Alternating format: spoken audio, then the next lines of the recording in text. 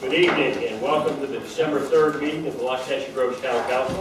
If we have the roll call, please. Mayor Browning. Here. Vice Mayor Carroll. Here. Councilman May. Here. Councilman Baca. Okay, if you would stand for the pledge, remain standing for the invocation. I pledge allegiance to the flag of the United States of America and to the republic for which it stands, one nation, under God, indivisible, with liberty and justice for all. Amen. Heavenly Father, again, we ask for wisdom and guidance. We thank you during this Thanksgiving season for all that you've done for us. We pray for those that are serving our country overseas. Keep them safe and bless their families that are home. We pray in your name. Amen. Amen.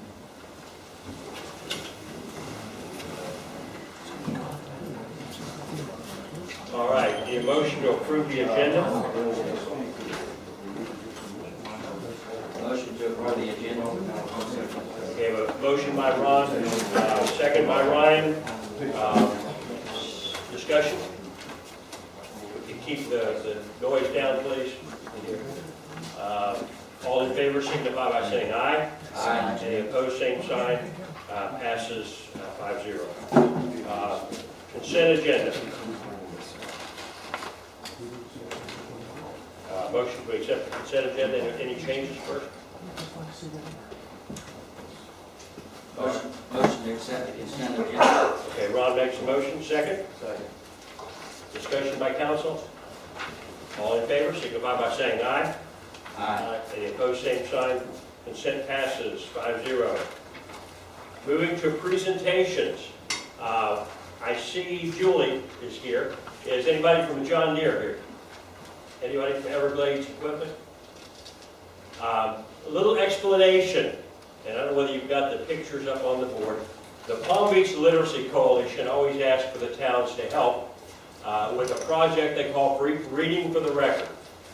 This year the story was about a little tractor named Otis.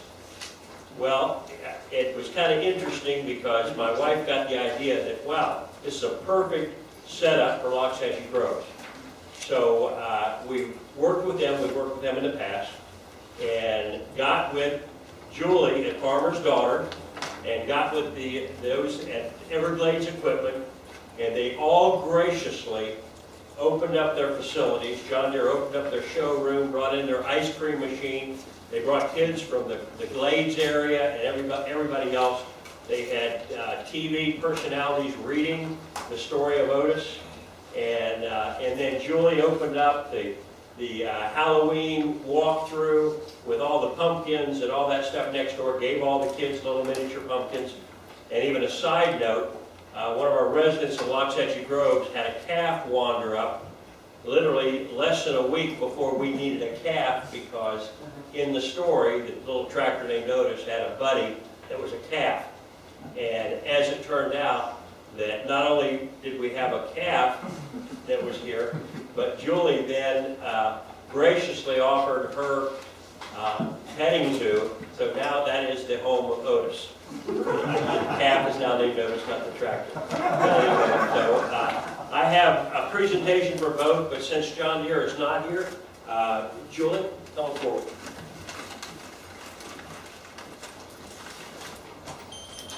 I am so thankful as mayor of this town that we have people that are willing to share and really make our town look great. So from the town, from the town of Loxahatchee Groves, we have that. So go down, buy your produce.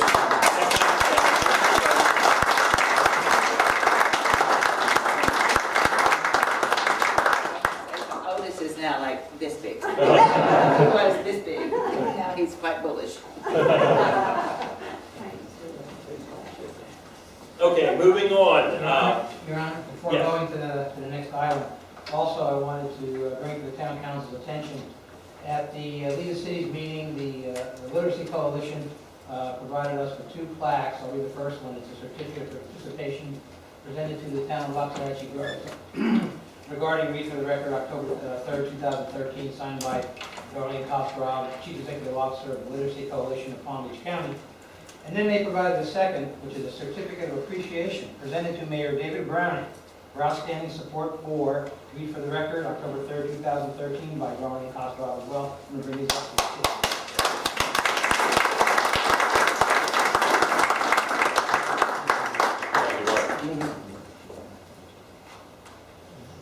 It's an important thing to get the young people in our community interested in reading.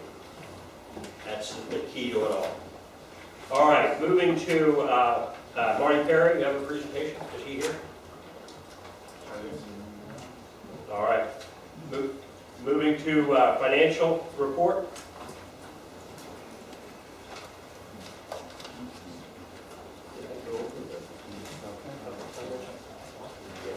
Right after this, we'll have the public comments. I've got at least one for each. Okay. Virginia Standish for the Financial Advisory and Audit Committee. As of October 31st, the ending bank account balance was $2,952,569.26. This report is going to be very brief because at the end of November, that was the last opportunity the town had to do accruals, and the revisions, accruals, deferrals will be corrected, and the council will be receiving revised September and October financial reports. But the most important thing that we wanted to mention to the town council is from this point forward, our comments and reviews will be put in writing to the committee. We're very concerned that some of our comments are not taken seriously, so they will be put in writing and submitted as part of the agenda package. Thank you. Thank you, Virginia. All right, moving to public comments. I've got Keith Harris. Make a motion, we accept the Finance Committee's October 2013 financial report. Okay. Presented. We have a motion by Jim, second by Ryan. Further discussion, all in favor signify by saying aye. Aye. Any opposed, same sign. Passes 5-0.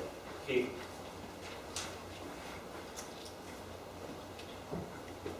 Thank you, Mr. Mayor. I'm Keith Harris, 2580 C Road.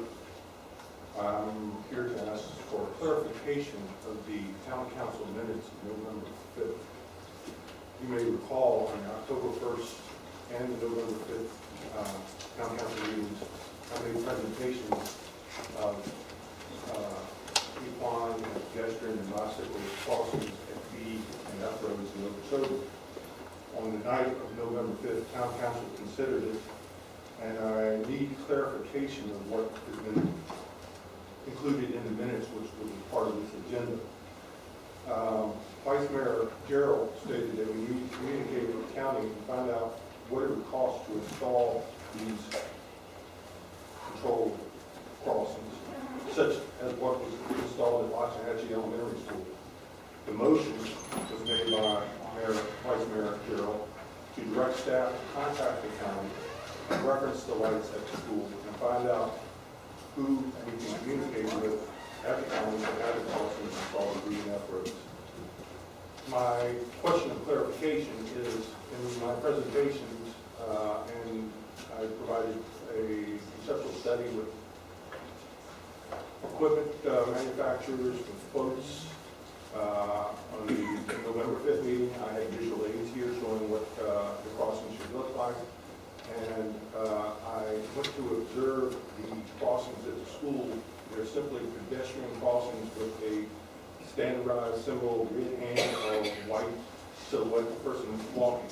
There's a traffic light there. The only time those crossings operate is when that traffic light is operating.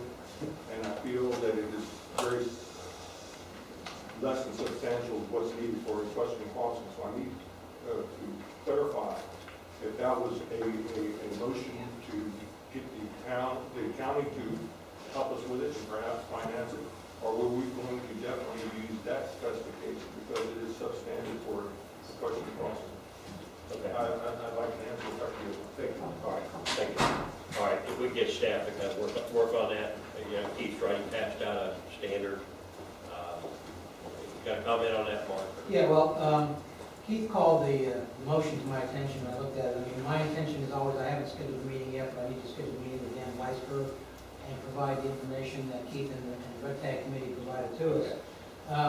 It does, the motion actually says, Vice Mayor made it, said motion to direct staff to contact the county and reference the lights at the school, which is, I think, is the wording that Keith is concerned about, and find out who to communicate. You know, we know who we have to talk to at the county.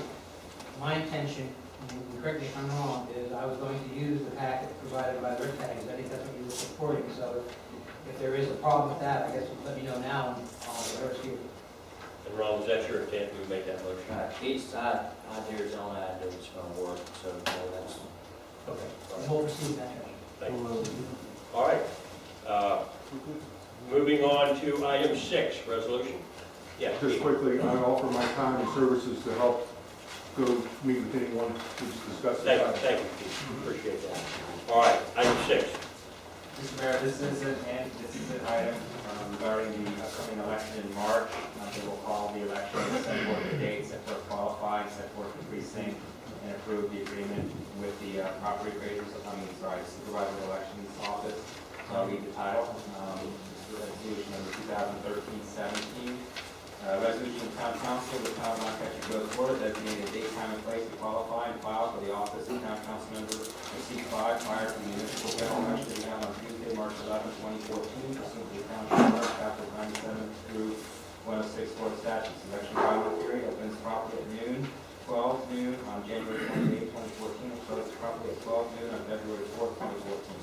Setting filing fees, authorizing the town clerk to appoint election boards for election precinct 694, authorizing supervisor of elections to conduct the town election, including the agreement between the town and the Palm Beach County Supervisor of Elections for election services, authorizing the town clerk for designating to handle certain election matters, opting out of early voting, providing for confidential voting on that day. This sets your election, it confirms that it's on March 11th. There's only one seat open, and that's seat 5. The qualifying period is a 1-week period, which is set forth in the resolution. For the first time this year, there will be I think it's an election assessment, which is set forth by state law, which is 1% of your annual remuneration, which this is the first year that you'll have that. And the clerk will provide that to the candidates to apply, but the town does not charge a separate qualifying fees. Be happy to answer any questions you may have. We don't have, to my knowledge, the exact dates of when the logic and accuracy tests are, or when the post-election meetings will be. Just recall under the charter, the members of the canvassing board will be the 4 members of the town council, plus the town clerk who make up the canvassing board. The 4 members of the town council who see the election. Okay. All right, any comments, questions by council members? All right, if not, I'll entertain a motion to accept this resolution. I'll make resolution number 2014-17. And Ryan makes a motion. Second by Tom. Further discussion? All in favor, signify by saying aye. Aye. Any opposed, same sign. Passes 5-0. Moving to 6B. Mr. Mayor, if I might just explain, the next 2 resolutions relate to special acts, bills that are being filed by the Los Angeles Water Control District. The first one, item 6D, is a dedication of right-of-way easement relating to the district roads, similar to the one that was adopted back in 2011. This resolution is to indicate to the delegation and elected officials in Tallahassee that the town supports that bill. The other resolution, 2013, it goes with the second bill. I can explain that if you'd like at the time. But I'll go ahead and read the title of the 2013-18 resolution of the town council, town of Los Angeles, Florida, supporting the legislation requested by Los Angeles Water Control District to provide for the dedication of right-of-way easements to the public. Providing for copies of this resolution before the Palm Beach County Legislative Delegation, the President of the Florida Senate, and the Speaker of the Florida House of Representatives, and providing for an effective date. And attached to it is the proposed bill. Okay. Comments by council members? This is what is needed so we can begin to use these for horse trails. Well, this is the one for the road. For the road, oh, I'm sorry. The other one, This is for the road, yes. and then the next one's for the horse trail. Yes. All right. Okay, I'll entertain a motion for 6B. I'll make a motion we approve resolution 2013-18. Second. Okay, we have a motion by Jim, second by Ryan. Further discussion? All in favor, signify by saying aye. Aye. Any opposed, same sign. Resolution passes 5-0. Mr. Mayor, members of the Town Council, next resolution number 2013-19 is dedication of canal maintenance easements. This special act is being requested by Lafayette Coast Water Control District as amending their charter to provide for the ability of the district to identify where they've had their maintenance easements on the other sides of the canal from the roadway. Where they're able to do that and document it, they can dedicate it in the same fashion as a maintenance easement. But also what this act does as well is that we call the district as an entity that requires authority to take certain action. They don't have one rule where you can take action in the absence of prohibition. They need to be authorized to do so. So this special act would allow the district to in turn allow the town to put recreational trails in these maintenance easements, where before their authority to allow that may have been not clear in their charter. So, but if this bill passes, the district will be able to, if they can do so, identify where their maintenance easement has meandered and secure their maintenance easement to access the canals, and then allow the town in those maintenance easements to put in a recreational trail for equestrian uses, as was expected to mostly be used for through a process and a permitting process for the district. Okay. Go ahead and read this. Yes, you can back go ahead and read. This resolution number 2013-19, a resolution of the Town Council of the Town of Lafayette Hills, Florida, supporting legislation requested by Lafayette Hills Water Control District to provide for the dedication of canal maintenance easements to the district and use of such for recreational trail purposes, providing the copies of this resolution before the Palm Beach County Legislative Delegation, the President of the Florida Senate, and the Speaker of the Florida House of Representatives, providing for effective date. And the proposed bill is what we saw at the last meeting is attached to this resolution. All right, discussion by council. Entertain a motion. I'll make a motion to approve resolution 2013-19. There's second by, motion by Jim, second by Ryan. Further discussion, all in favor signify by saying aye. Aye. Any opposed, same sign, passes 5-0. Just so I can wrap up on those two items, the public hearing for the Palm Beach County delegation is Wednesday, December 18th at 2 p.m. And I'm going to verify the location, but I believe it might be at the Government Center downtown. Let me verify that. I apologize for not having that. Oh, I do not have the location. I apologize. Do you know where that is on Wednesday? We'll try to get that information to the clerk, so anybody who wants to attend that hearing can attend. I apologize for not having that information this evening. Okay, moving to 7A. This is historic legacy. Thank you, Your Honor. I'm going to make room for Jim to come in here and provide a presentation to you. One thing I did want to tell you, though, we're kind of moving this one forward a little irregular. We're having first reading before you today. We're then taking it to the planning and zoning on December 12th, and then back to you in January. The reason why we're doing it a little bit out of order is, as you know, this historical legacy originally started out as an amendment to the Hay issue, and we just felt it's been around for a long time, and we wanted to move it forward and get it started. Even though we're doing it not in normal fashion, it can be done this way. And with that, I'm going to vacate my chair so I can let Jim get in here and give you the presentation.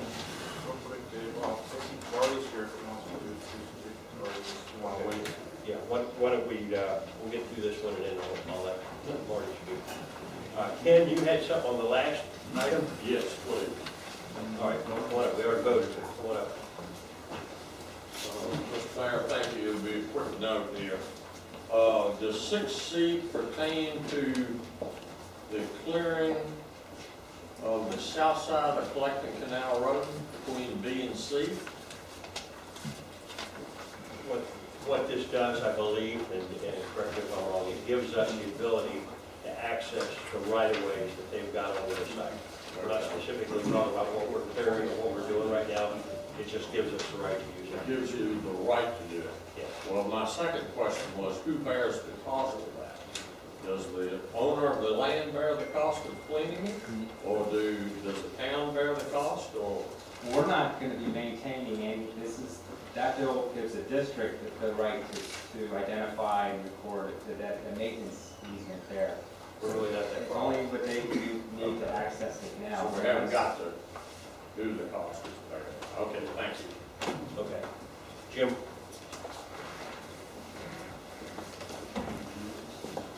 Okay, I'm sorry, I was cheating and looking to maybe find a location.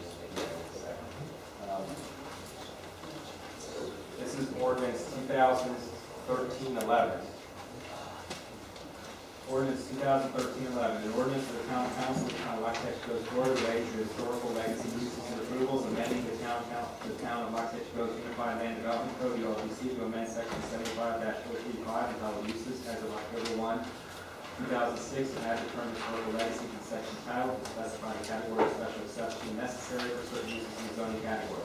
To require that the property on which the use is located shall have been owned and subject to a homestead exemption, the name of the operator or his or her direct relative related by blood or marriage. To require that the use does not present a threat to public health. To require that the use has no history of code violations or the use has been brought into code compliance. To require that the owner operator submit an affidavit stipulating the compliance with certain conditions, and to require review and inspection by the town, providing for conflict, severability, codification, and effective date. This is a public hearing. Okay. Tom? All due respect to Mark, I object to the going out of order because I think that a vote that we would take tonight to approve this or could be seen by the P&Z board as like what we do today. You know, and when you've already looked at it and made your decision, what are we even doing with having a perfunctory vote by the P&Z board? All right. Any other comments on that? And I kind of agree. I mean, you know, to have a vote on it before they even look at it is kind of strange. So initially, my vote would have been to approve, but on condition of how P&Z, if they had any concerns in regards to make any changes, we would go back to first reading again if they had any big changes. I just think it sends, you know, I know what you're saying, I just think it sends a message if we say, if we say 5-0, it's okay, then, you know, then technically we would say different, whereas if we would just not make comments on it, we could get their true benefits. Right. Rob? Again, this is the first reading, okay? We take long enough to try and get things passed and done. Okay, this is the first reading. I'm sure the P&Z board will be meeting before the second reading, and we'll have their presentation and maybe the ULDCs, but no, this is the first reading. Let's try and get something done before the end of this year. And Mayor, one comment I have is, we did check this with Mike, you know, there are many cities that treat the first reading of an ordinance as a perfunctory item, because technically what's going to happen is P&Z still has the opportunity to review it, and you're just getting information to you before your second reading. So it's not like they're being necessarily treated as a rubber stamp. But I mean, that's up to you. At the same time, I believe that would be the sense that I would have if I was on that committee. Tell you what, I'm going to let Howard, you sign in part, please, address this portion. Howard is on that committee. Howard Warren, E Road. I have actually two comments. One is, I find a bit of the language in here confusing. The statement requires that the use has no history of code violations, is what we agreed, but I don't quite understand, or has been brought into code compliance. By nature, they would not be in code compliance, because this was not about changing our code to allow everybody to do this. This was about allowing them to continue something they've historically done prior to incorporation, even though the code does not permit it. So I don't quite understand the inclusion of that little phrase at the end, or brought into code compliance, because by nature they would not be into code compliance, they just would be allowed to continue. That's number one, and I would like that to be separately discussed from what I'm about to say now, which is a lot of us have scratched our heads about the order of business, because the town council is the final word on all of this. And in my opinion, and the opinion of a lot of people I have spoken with, we see nothing wrong in the town council saying they're in favor of something before planning and zoning wastes their time tweaking it. Why should they even bother if you guys aren't going to accept it? So for this to go ahead and go out of order as Mr. Cutney has suggested, to me and a lot of people I've spoken with, is actually the logical course in our minds. Because let's find out if the town council likes it first, and if they do, then planning and zoning can tweak it so it's 100% legal according to their minds. That's my opinion. Thank you. Thank you, Howard. I do think that is backwards. Why don't we just do it? I mean, there's no reason for anything. Why don't we just review the financial statements and then ask them if they think they're okay? You know, if we have a bottom-up process, and if as a council we're interested in input, then we should do it. If not, I'm okay. Let's go on. But don't think that I don't think it looks right. I don't think it's a proper procedure, and I think that it demeans the P&Z board in saying this. Okay. That's just my thought. All right, Jim. Yeah, Mayor, one of the reasons that we brought the ordinance to the council first was because there's two issues that we sort of wanted to get a feeling on the part of the council, how they felt before we took it. The first issue was, do we want to go all the way back to October 1st, 2006 as the key date for which a business had to be in existence? Or, for example, do we want to make that date the date when the town adopted its ULDC, which is November 2010? We wanted to get a feeling as to how the council felt about that issue. Does the council feel that the business has to have been in existence prior to 2006? And the second, the ordinance as it's currently written requires special exception approval. And as you all know, the way the special exception ordinance is currently written, it's a very onerous, expensive, lengthy process. We're recommending in the revisions that a historical legacy business can gain approval by obtaining a Category B special exception, which we're going to discuss in the next ordinance, which essentially is an administrative approval on the part of the town manager. Wanted to get the feelings of how the council felt about that issue, or do you want it to go through a more extensive approval process? So that was, in addition to the fact that this has been on and off the table for over 18 months now. We wanted to get a little feedback on those 2 points before we took it. Okay. Right. I had a couple questions. I think you answer a couple of them. One was in the first paragraph here describing section 75-35, it says certain uses that were in existence and not previously permitted by Palm Beach County as of October 1st, 2006. Is that all businesses that were here, or is it only the legal non-conforming businesses that were in existence, or does that include the illegal non-conforming businesses as well? Yes, it would. If a business had obtained site plan approval from Palm Beach County prior to the town being incorporated or prior to the town adopting its own ULDC, it would not fall under this. It would be grandfathered in based on the approval that Palm Beach County previously granted. So these are businesses that were not legal under the county's ULDC. Had not gotten an approval from Palm Beach County and are not permitted currently under the town's ULDC.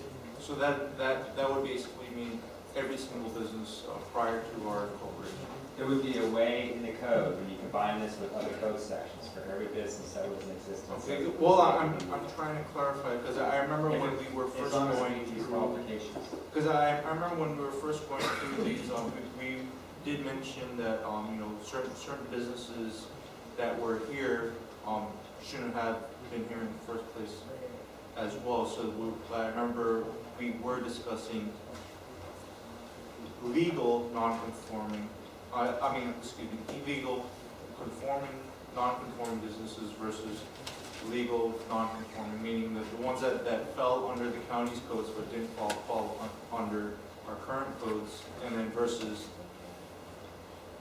some of the businesses that didn't even fall under the county codes. So, I don't think that that's the way the current code is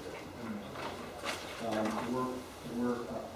We're essentially leaving that part of the code as it is, but adding some additional detail by saying businesses that were in existence as of October 1st, 06, that were not approved or permitted under the county's code and are not permitted under the town's code currently can apply for historical legacy approval by obtaining a Category B special exception from the town manager. and then my other question was finishing off that sentence. It mentions the AR zoning district, but it doesn't mention the rural residential district as well. Most of the zoning districts prior to our incorporation were between those two zones. The rural residential is the land use district. The AR is zoning district, and they're essentially the same thing.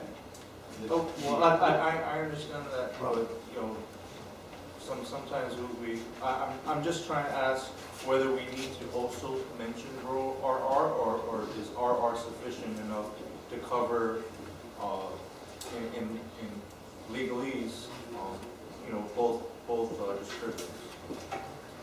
Well, I guess the issue is we're talking different things. I think RR was a land use designation, and that was in the comp plan. This is talking about a zoning district designation that would fall, the zoning of those land use RRs. And the town, Jim, correct me, but I believe the town, most of the town was AR zoning under the county's code, so it would cover your, that's why that's referenced as the table it would refer to for determining whether they were actually ever permitted by the town, by Palm Beach County in that zoning district. There's another applicable zoning, is there another applicable zoning district in the town? The AR zoning district is the district that implements the RR land use district. Okay.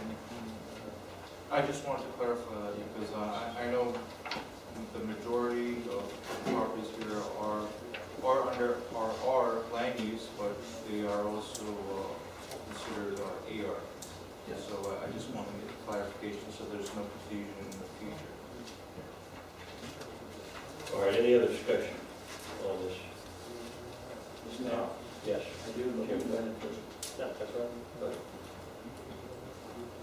I don't like losing the last one. it's all right. I guess a question before I ask my second question. Are there any, can you think of any exceptions, business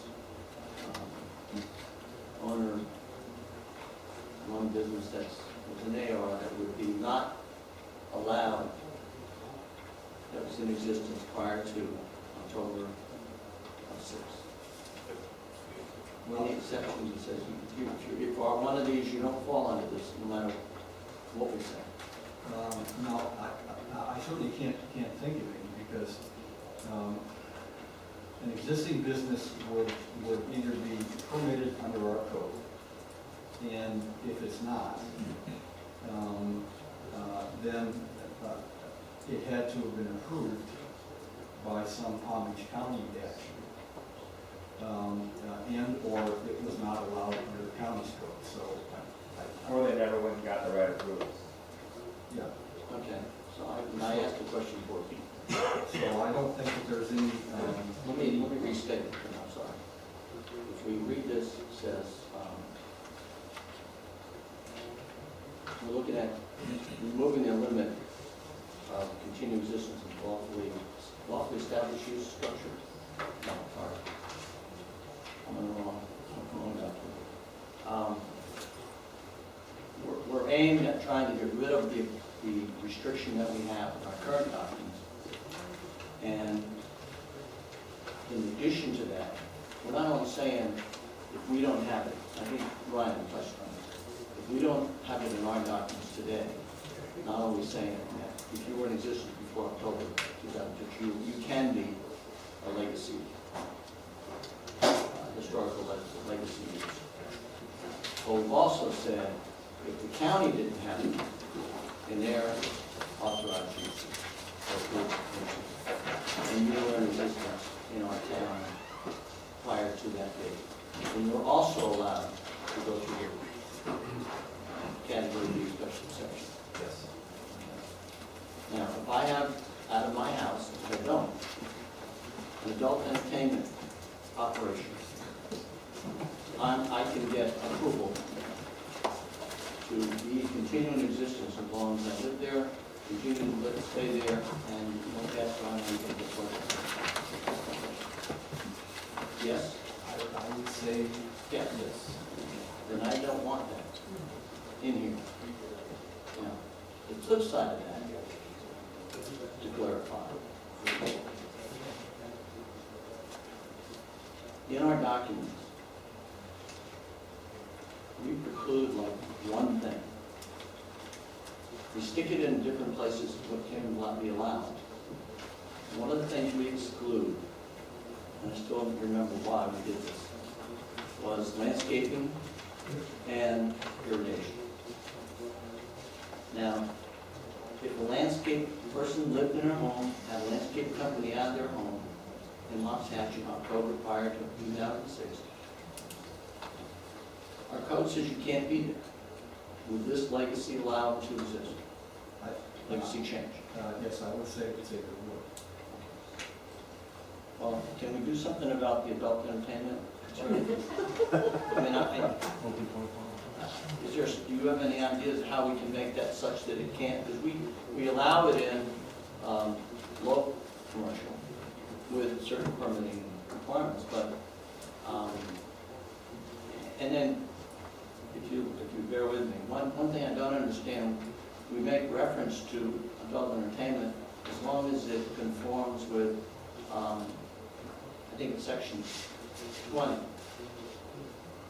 Article 20, which is residential zoning districts. I don't understand how you can jump from one, which is the commercial zoning district restriction, and reference the ag residential restrictions that we have.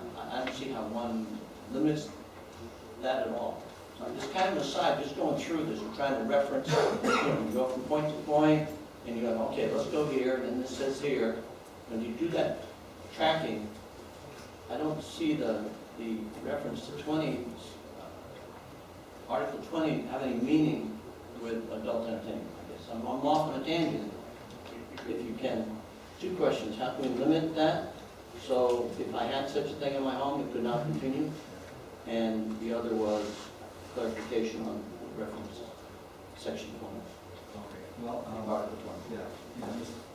Mark just mentioned that we probably could add a section into this section 75, stating under most circumstances shall the following use of be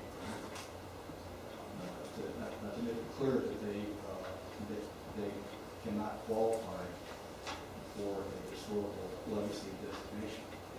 I mean, that's off the top of our heads.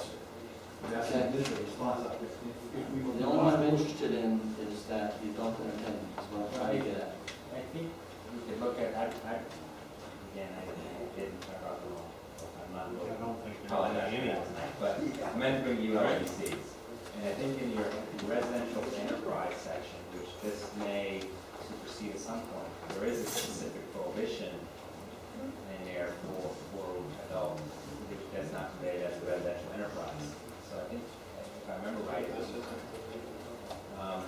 but that concept, I think, could be brought in here to, if there's any specific use that, regardless of this thing, you would not want to see unless it was used in the district before.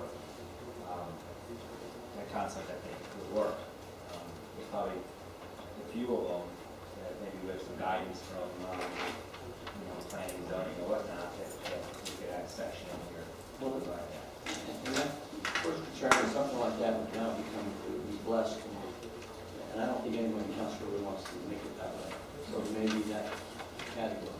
But I don't agree that if somebody was here living in our community and had, for example, a landscaping operation at their home, they could afford to buy 5 acres and set up that business, but that should be excluded from this. If our code excludes it, because you can't have it in any condition, then somehow, to me, that's a conflict between the existing code and this change. And if the change allows it, that's fine. Yeah, I mean, there definitely is an inconsistency with the code, but we're going back to 2006, saying that if you were in existence in 2006, that predated our code. Okay, so that would be fine. On that Predates basis, the code, and that's really where you start with. Start with that date, and then anything after that, you start using our code. One of the problems we have with this when we talk about it with the ULDC is the fact that there may be a use or 2 or 3 out there that have been hidden very well that we're not aware of, maybe you all are not aware of. And that's one of the reasons why we included it as a special exception, just in case we can't plan for it because we don't know, and yet it may have some impacts that you would say, oh, wait, we're not going to give that a historical legacy designation. I might have been a little more clear. Just You actually touched on one with the add over 10. with the one that we know we're trying to limit, or I would like to exclude it. It's just the one that's large enough, and that's okay with council. Okay, Tom?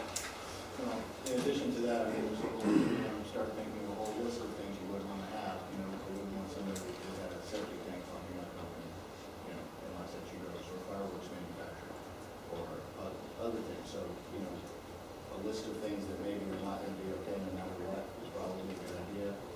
And as far as the landscape maintenance, that's always been an issue with me. I thought it was improper. So, you know, people have been doing that from their house. If this allows, I think that should be okay with it. But once again, I don't want to say that I'm okay with this whole thing because I'm really interested in the input. I'm interested in what is and isn't okay. And is everybody all right with it if you've been doing it for this long? And maybe you've been thumbing your nose at your neighbors for 10 years. So you've been doing something obnoxious, and now we're going to say, hey, you win. So I don't know that that's exactly what I want to do. Right.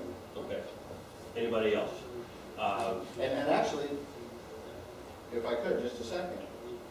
What if I've been running a mobile home deal at my place?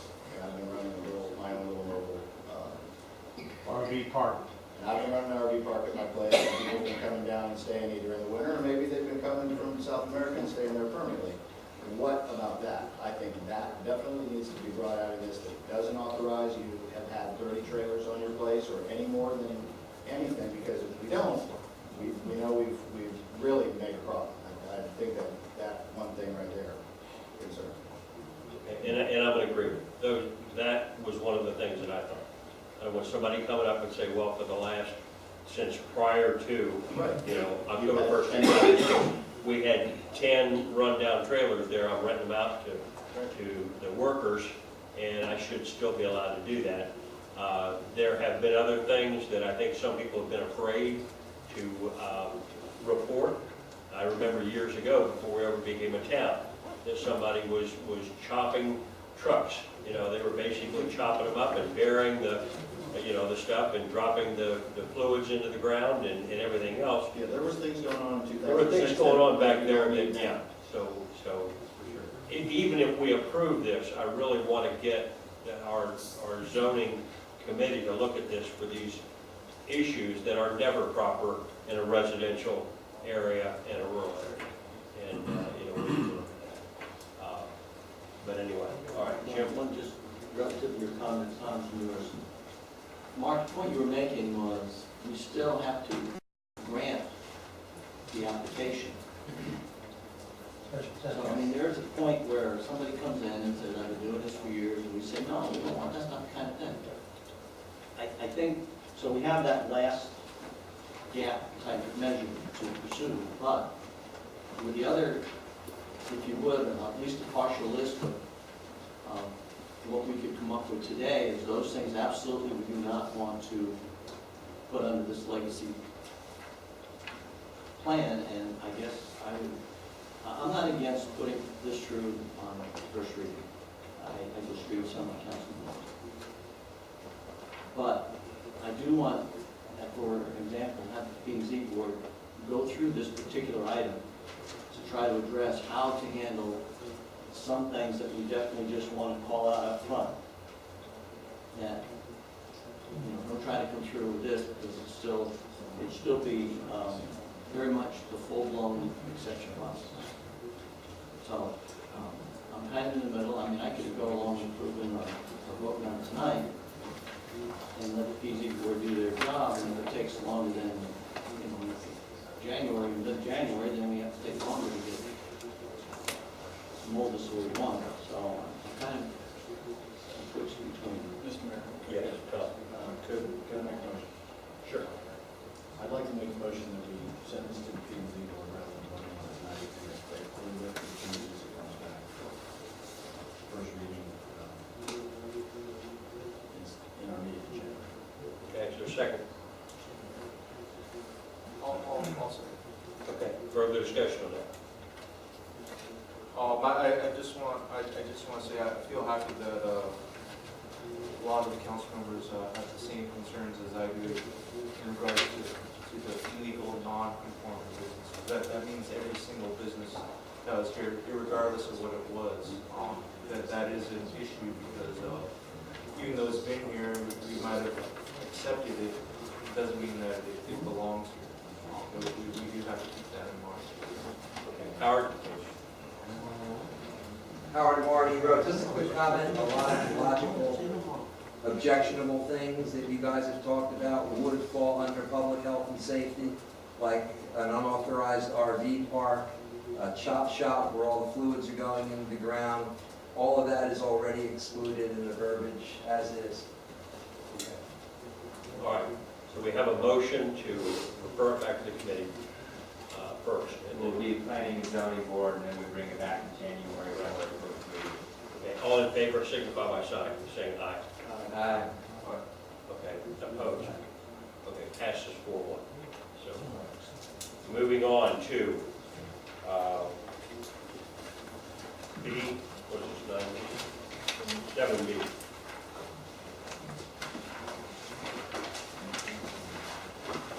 You have to bear with me for this title. Ordinance number 2013-06.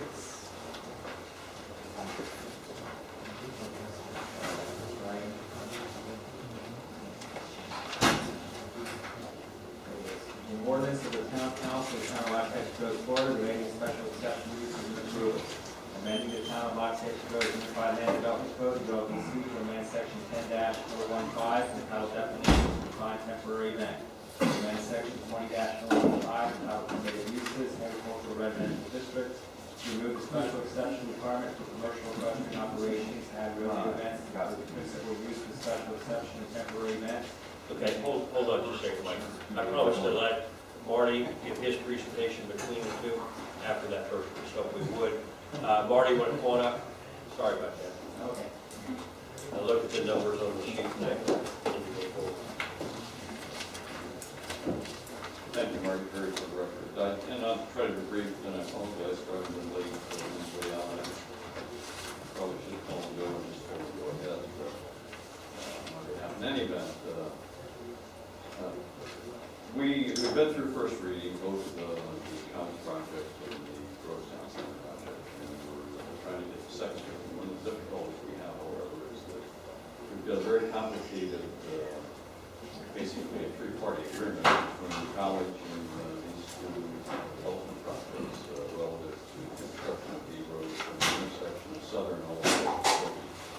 And we've broken that project into two sections, and we had discussed that with you at the joint town meeting with the water control district. And the difficulty that we're having in finalizing this, and we have a draft that's being circulated of the agreement, is that the Ojum portion of the road, which commences just north of the college's entrance on B Road, all the way to Okeechobee, including the canal crossing and the improvements to the canal crossing, is a section that we've all agreed that we're going to post a surety on. And the water control district, which owns the road, is going to be responsible for then and are engaging into the contract with the engineering design team and the construction contractor. The difficulty we have is that we have the additional, and it's not really a burden, but the requirement that we have to have these signed agreements at the time of second reading. So in order to do that, we have to plug a number in for the surety that has to be posted, and no one has a problem in posting the surety. We've engaged the Erdman Anthony firm, which is the engineering firm that has been used for the most part by the drainage district relative to the construction of all the ocean roads that have been done in the town. And we engaged them because we thought the district and the town would be most comfortable with them. We have a proposal from them for all of the engineering design services, surveying, geotechnic services. That number we have, that's just under $120,000. I mean, within a few $100 of $120,000. What we don't have, but they have commenced as of today, we've agreed to pay them additional fee to come up with a construction cost estimate for the actual cost of constructing the road. What we need, however, in order to be able to finalize our agreements, have them signed, is to have that number and plug it in. But the difficulty with that is that you're not going to have seen that number until we've already signed the agreements. We want to have some finality when we get to the second and final reading. We don't have to come back again and rediscuss that number. So in discussing this with Mr. Fleischman, with the town manager, I suggested that, under normal circumstances, what we would be doing here is we'd be presenting these estimates to the professional engineers for the town and the district. And they would review them, and if they had any questions, they would come back to us, and we would make whatever revisions they required. But basically, they would certify that they were satisfied with the estimates. We then could take that number, plug it into the agreements, sign the agreements, and present it. Now, obviously, you end up having final approval no matter what, but we're trying to cut the timing here so we don't have hearing after hearing after hearing. So the desire tonight is to be able to get you all, to give your town engineer authority to work with the district engineer to do this work so that we can come to finality here. And that's really the proposal. And I think we've gone through this before, but part of the problem we have, and we pointed this out at the joint meeting, was that we want there to be a clear understanding, and I said this very clearly then, that our understanding for the past several years has been that what we were going to be required to do basically was provide an ocean surface on the existing roadway. And whatever drainage was required in connection with that, and the crossing over the collecting canal.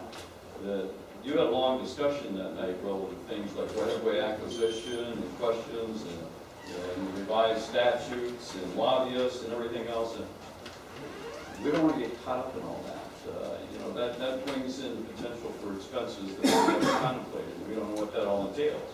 We just want to know that, we're doing what you asked us to do, and that is provide an ozone surface for that road and a crossing for the canal.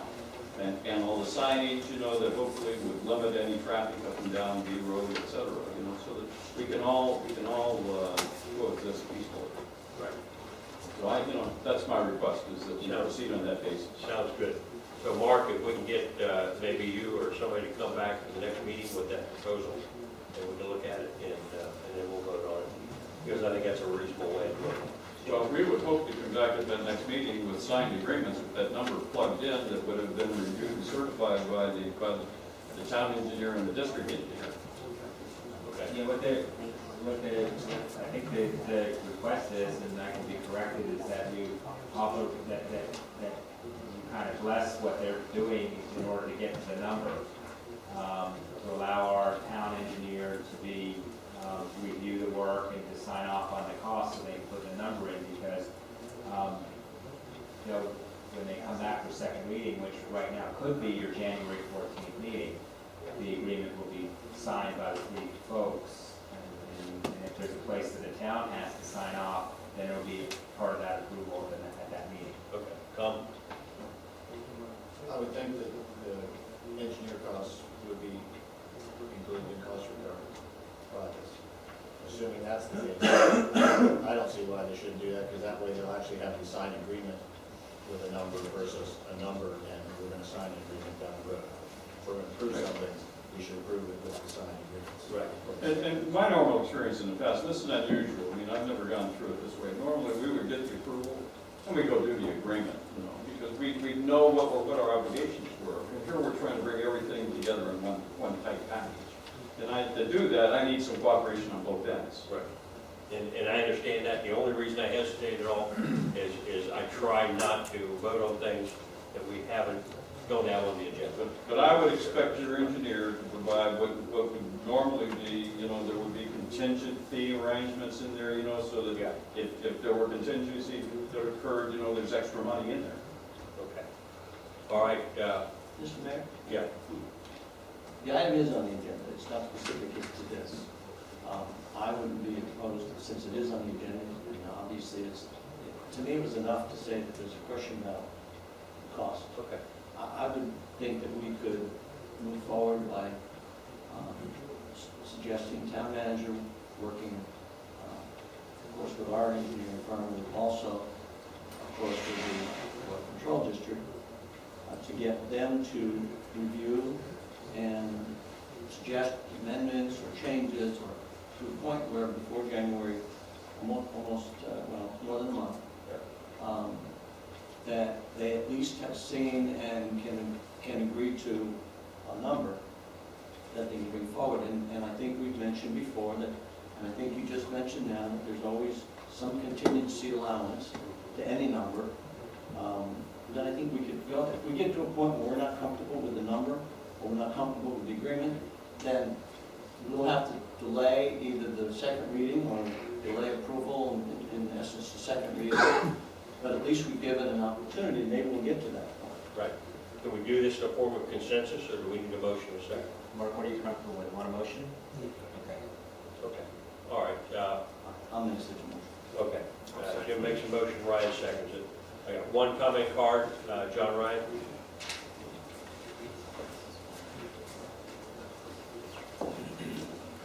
John, I started that whole A road. Just because it's in the background, I just want everybody is working toward this agreement, and we all are working as constructively and positively as we can to realize that the local bill number 1 that the town is supporting, and that the district is filing this year, is necessary to give all of the legal easement approvals for the work that's proposing to be done. So I just didn't want anybody to think that there wasn't that factor in the background. I mean, I anticipate no problems with what we see, but that is in the background. Thank you, John. All right, we have a motion and a second. All in favor, signify by saying aye. I'm sorry, the motion that we're making is assuming that all the parties we mentioned, town manager, town, and Water Control District, can come to and agree on some kind of number. If not, we want to hear that there's dissension of 1, 2, or 3, whatever. All right. Everybody all right with that? All right, we have a motion and a second. All in favor, signify by saying aye. Aye. Any opposed, same sign, passes 5-0. Thank you. Okay. Thank you, Mark. Moving to 7B. All right. Again. All right. This is ordinance number 2013-06. An ordinance for the town council, the town of Lancaster, Florida, doing special assessment rules, amending the town of Lancaster Unified Land Development Code, ULCC, to amend section 10-015, develop definitions to define temporary event, to amend section 20-15, entitled permitted uses, agricultural residential district, and remove special exception requirement for commercial equestrian operations, and add rodeo events as a principal use with special exception, and temporary events as an accessory use with special exception approval, and to specify the category of special exception necessary for certain uses in the zoning category. To amend section 25-015, entitled permitted uses, commercial law and commercial law office districts, to specify the category of special exception necessary for certain principal uses. To amend section 30-015, entitled permitted uses in institutional public facility districts, to specify the category of special exception necessary for certain uses in the zoning category. To amend section 115.01, entitled table of public notice requirements, provide notice requirements with the category of special exception. And then article 170, entitled special exception uses, to be define the categories for special exception review and provide for the application requirements, review procedures, and related matters for the categories of special exception review. Amend Article 120, entitled Clause of Judicial Hearings, Section 120-015, entitled Clause of Judicial Matters, to specify the special exceptions that are considered clause of judicial matters. Providing for conflict, severability, codification, and effective date. That is a mouthful. That's how I name it. All right, Jim? Okay, thank you, Mayor. The ordinance is a set of proposed revisions to Article 170, special exception uses at the time of the ODC. The staff report is presented on pages 115 through 132 of the agenda package. And the proposed ordinance revisions, including revisions, are presented on pages 98 through 114. The amendment is a staff-initiated amendment to the ULDC in response to council direction to create a more user-friendly special exception process. Staff has worked very closely over the last several months with the ULDC Review Committee and the Planning and Zoning Board to develop the proposed code revisions. We've had 4 meetings in combination with the 2 boards. The ULDC Committee recommended approval of the amendments at its June 20th, 2013 meeting, subject to several minor revisions. All of these revisions have been incorporated within the final staff proposal.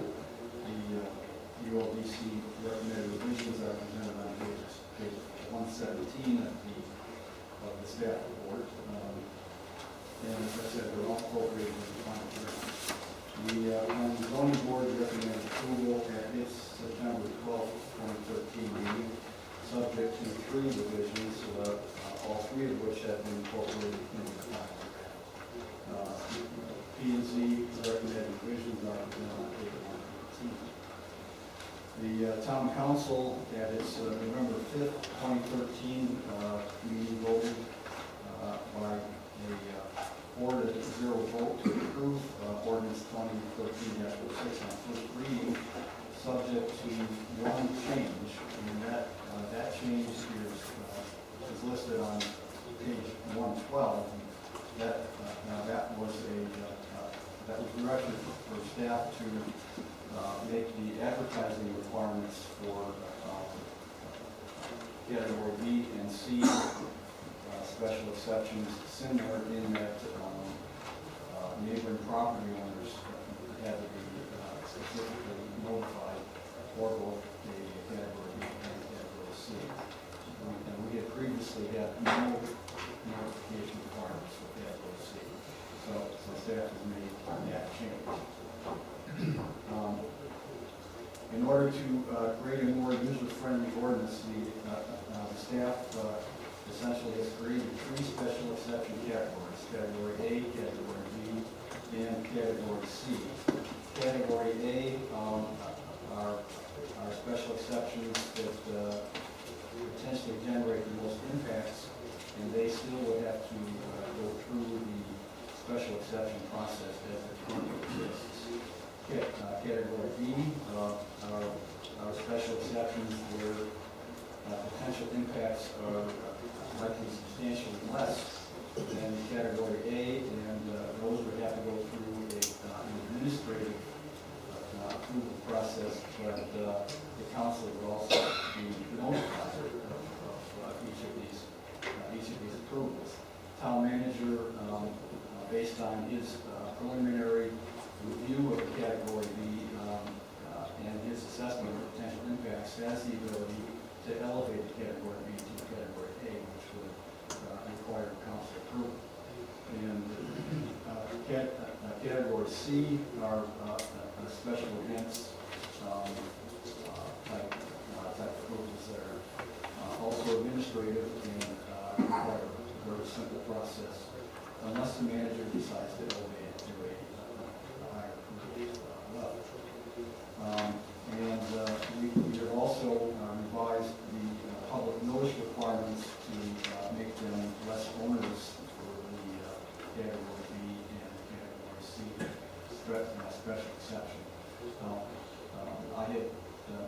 fairly detailed presentation of the specific changes. That first reading and those again, if the council would like, or alternatively, I'm available to answer questions. Go ahead. Thank you, Jim. I would like to make a motion to accept ordinance 2013-06. Okay, we have a motion for a second. I'll say, Okay, second by Ryan. I had a question for Mark. Well, you know, basically, Mark, you guys are going to be enforcing these special events. Do you see this as making it more streamlined and easier for you and also the applicant? Because right now we haven't done. Right now, I know we've had issues with some special events. Like I said, do you see this as helping you out, or making it a little more complicated for you or the applicant? This definitely makes it a little more easier than the way the code read prior to the amendment. I'll tell you from my experience, there are many cities that treat this almost like a temporary use, and the review process is even more streamlined. However, it's more streamlined, but it's also kind of intense because, and they'll have the ability of building officials and people like that to look at, there's generators and things like that associated with an event. However, that probably wouldn't work for us because of the fact that we're vendor-based. So I think the proposal that we have here, I think it kind of is a happy medium between what we need to review it, and hopefully, I think it does make it a lot easier and less onerous on somebody coming in. And the issue with those events that might be like multi-year, I think we can address that in that first approval, like we talked about last year. All right, any other comments? Okay, Jim. Jim, at our first reading, we raised a couple of questions, and there was some public comments, of course, addressing this. But one of the things we had asked, and I think I see it, is the notice provision revision. Yes. I don't know that I heard you say you modified that specifically in this presentation today. I want to double check. Yes, we did. Okay. The issue was with the category C special exceptions, we essentially had no notice requirements at all. And the council asked us that we at least put in there that neighboring property owners be notified, and we did. Okay. Now, one other thing, Mr. Mayor, you probably need to clarify this for Mr. Fleshman. Every minute, you were asked if there was any classification, whether commercial kennels were to be inside, and I think your answer was, on minutes, and you hadn't looked at that, and Mayor, you had suggested some day in the future. I'm wondering, is that day in the future now? They should be looking at that in this conjunction with this, or if it's beyond today, and I'm just picking up on some of the comments that were made. I don't believe we took any action from the council's perspective relative to some of the public comment, which I believe was Gina Standish, and Gordon Norman, and made a couple comments about the sole residential enterprise listed. I don't think we saw any need to change that, but that wasn't changed, wasn't it? No. And then there was a concern about rodeos being, I guess, not something that was, they were in favor of the comment. We didn't do anything on that. Rodeos, we did specifically add in a permitted use in the AR district subject to the category A special exception. Okay. That's a principal use, so you couldn't just add a rodeo as an accessory use. Yeah, gotcha. That's all I have. Okay, I've got Ken Johnson. Ken Johnson, Collecting Canal. Thank you, Mr. Mayor. A of questions. You said the notification process goes to adjoining neighbors. Yes. How many miles is that? That's what, that's running property. It's the exact next door neighbor. Oh, Yeah, that's, well, that's. I object to that word. Well, let me just, take a quick look at this. That's for the,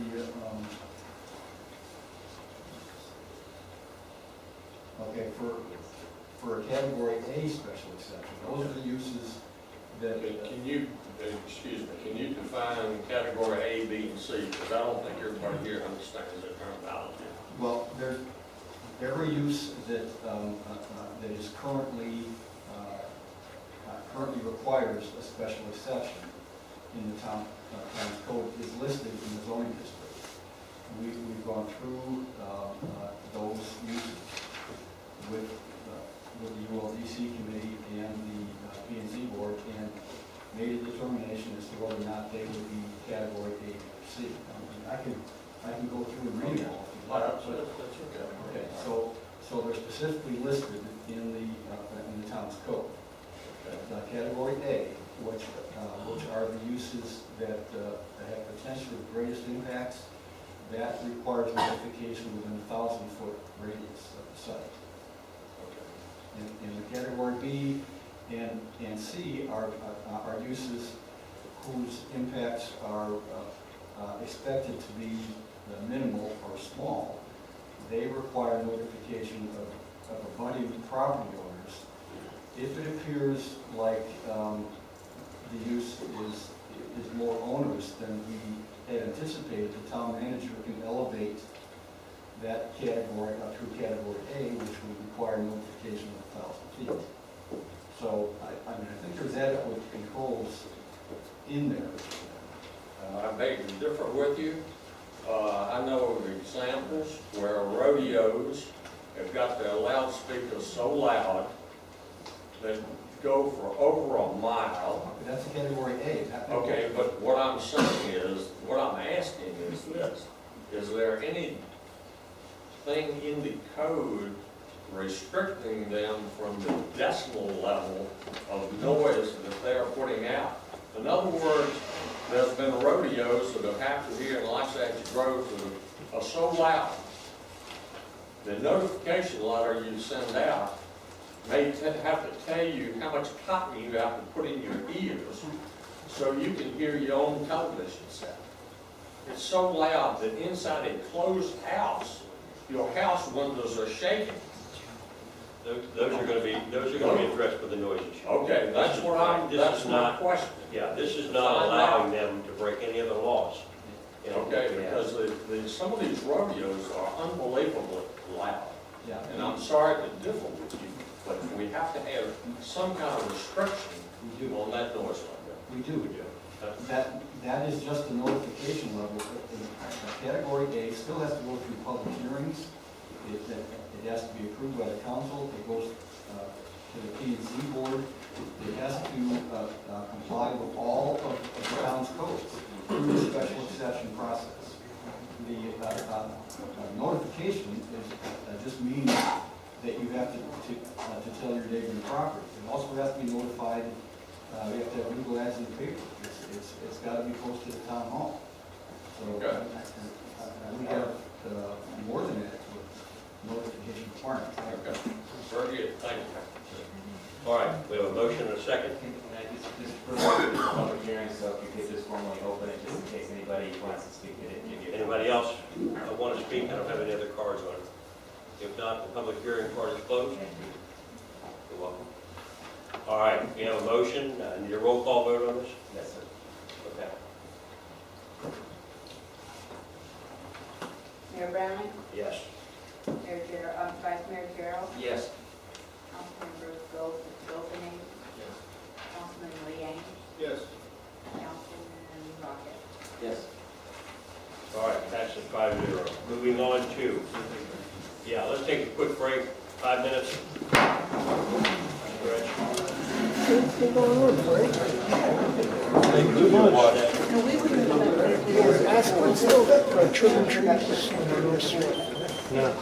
they do, just trim the power lines in the back? They're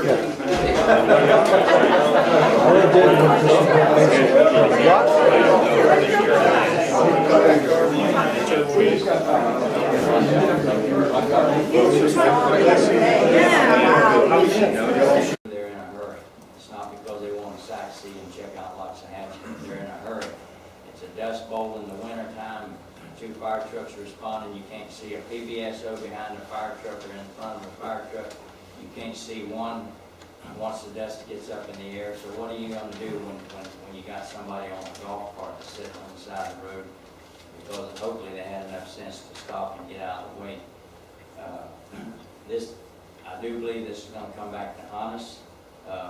We got Keith that wants to, and I agree with him, we need this. He wants to get 2 crossings on Okeechobee Boulevard so that bicyclists, walkers, equestrians can cross Okeechobee Boulevard.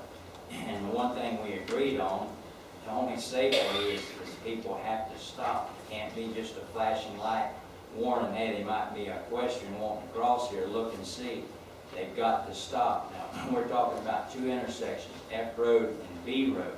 Okay, now, I read in here where it says, unless I missed it now, it didn't specify, it basically said all intersections that's within the town of Loxahatchee Grove, so you're talking A, B, C, D, E, F, Folsom.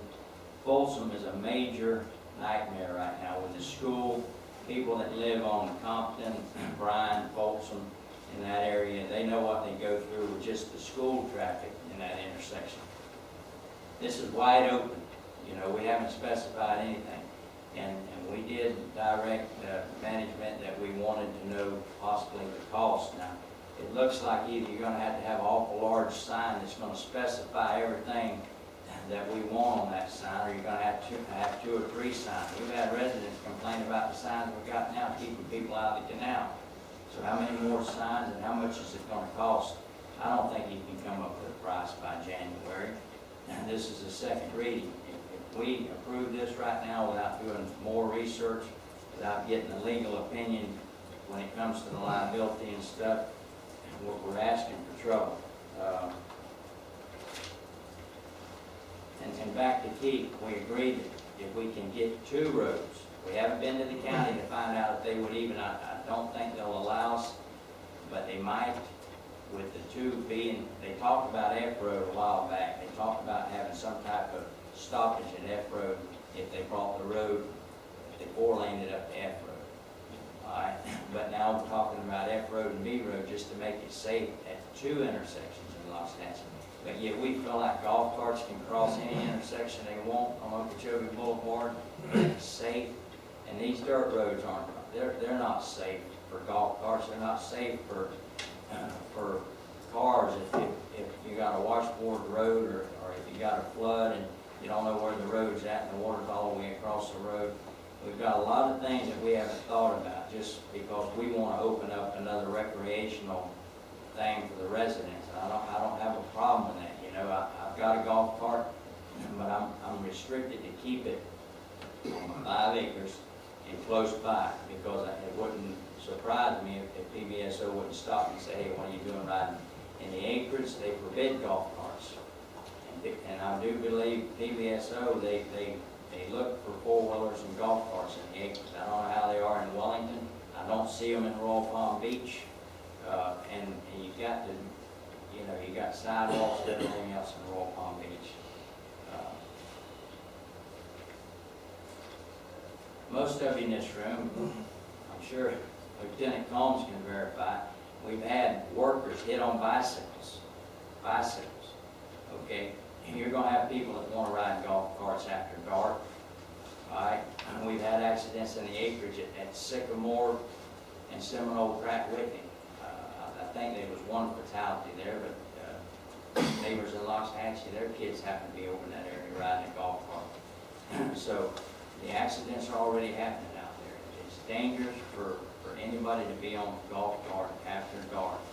And now, I don't believe it requires, Mike, you can help me out here, that the state statute, we were talking about blinkers and windshields and lights and stuff like that. Now, I don't think we have to comply with that, do we? Well, the statute requires that they have efficient brakes, reliable steering apparatus, safe tires, rearview mirror, red reflectorized warning devices in both the front and the rear. And they're not allowed to run at night. We have to have a Is license. that what they said, Mike? You're not allowed to run at night? Pretty sure. We said that. We said that. So therefore, PBSO, again, you catch a golf cart at night, and I'm assuming they mean sundown. You know, so. Yeah, if you want to allow them at night, you have to specifically say that and then require additional information. You have not stated that you want to allow them at night. So they're not going to be able to be run between sunset and sunrise.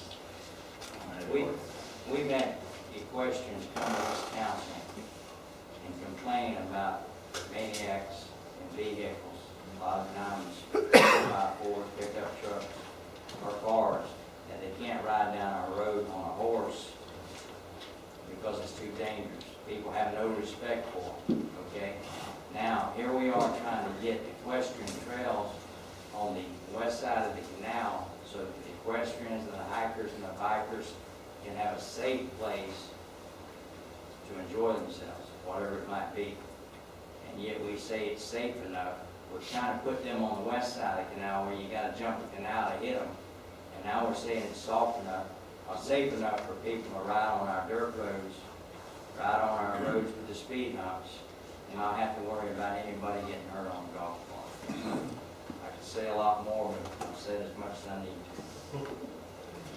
And I find it very ironic, we talk about the safety. Nobody's ever passed a motion here saying we outlaw bicycles on our roads. Nobody is saying that we outlaw tractors on our roads because they're allowed to drive down our roads. This is a rural area. My thought is somebody riding down the road on a golf cart is not that much different. I want the people to be able to ride their horses down the road. I want people to realize this is a residential area. We are not just a community where you fly through on your cars. I have no problem with it. I find it a little ironic though, Ron, because we were on a board one time before when the issue was we could not put any ocean down without guardrails. And Ron came up with the idea, well, if we put speed humps, we can do away with, we won't have to carry the expense of the guardrails. And it worked. It worked. We don't have the cars going into canals. We did not spend the hundreds of thousands of dollars putting guardrails up there. So my thought is, my neighbor wants to ride a golf cart down. I'm not going to buy a golf cart. You know, I have no intention to. But if my neighbor wants to ride down to check his mail or go down and see a neighbor, you know what? I think that's a great thing to do in Los Angeles roads. But anyway, we've got a motion and a second. Let me make one more comment. All right. First of all, I agree with speed humps because people said we had to have guardrails, okay? And the only reason I agreed to speed humps is because our legal on the water control board said, even though the engineer didn't agree, he did not support the ocean roads without guardrails, okay? We felt like at least if we had to fight a lawsuit, that we made every effort to what we could afford to cut down on the liability. But we also agreed that the liability was still there, okay? But we've had a history of berms in Los Apaches ever since it was invented. So the berms do keep things out of the canal. I'm a 31-year firefighter. I know what guardrails do. We had a teenager hit the guardrail at B Road in Okeechobee, flipped the car over in the canal, and she drowned. So the berms are probably safer than the guardrails if the truth was known. But no, in bicycles, I do not believe there's a state law that says that has any requirements for people riding a bicycle on a dirt road. So. All right, I've got Howard Bourne. Howard Bourne, E Road. I agree with Ron on this. I think it's opening up a whole can of worms unnecessarily. Historically, there's been several legitimate uses ever since I've been a resident of the Groves for golf carts. And that's by nurseries, which I actually thought was legal in order to pull their plant wagons from one parcel to the next. I'm not sure that that's not illegal. I believe believe that was legal, just like you can use your tractor to haul your plants from one property to the next. It's been used for that purpose always. It's always been used for people to bring their trash down to the end of the road and go and check their mail. And I don't know why this has to be written in a way that would encourage recreational use of golf carts rather than the utilitarian use that has been in effect for the last 40 years. So maybe it can be rewritten to reflect nursery transporting plants from one parcel to another and residents hauling their trash back and forth from the road. And this way we're not encouraging recreational use and have a bunch of kids on golf carts riding up and down the roads. And that's my thought on the subject. Thank you, Howard. All right, we have a motion and a second. All in favor, Just ask, just open and close the public hearing. Okay. Any other public on it? It's open, it's closed. We have a motion and a second. All in favor, signify by aye. Roll call vote. Mayor Browning, Yes. Vice Mayor Carroll, Nay. Councilman Bosso, Yep. Councilman Renee, Yes. and Councilman Rogers. No.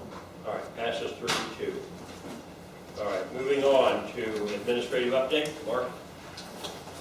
Thank you.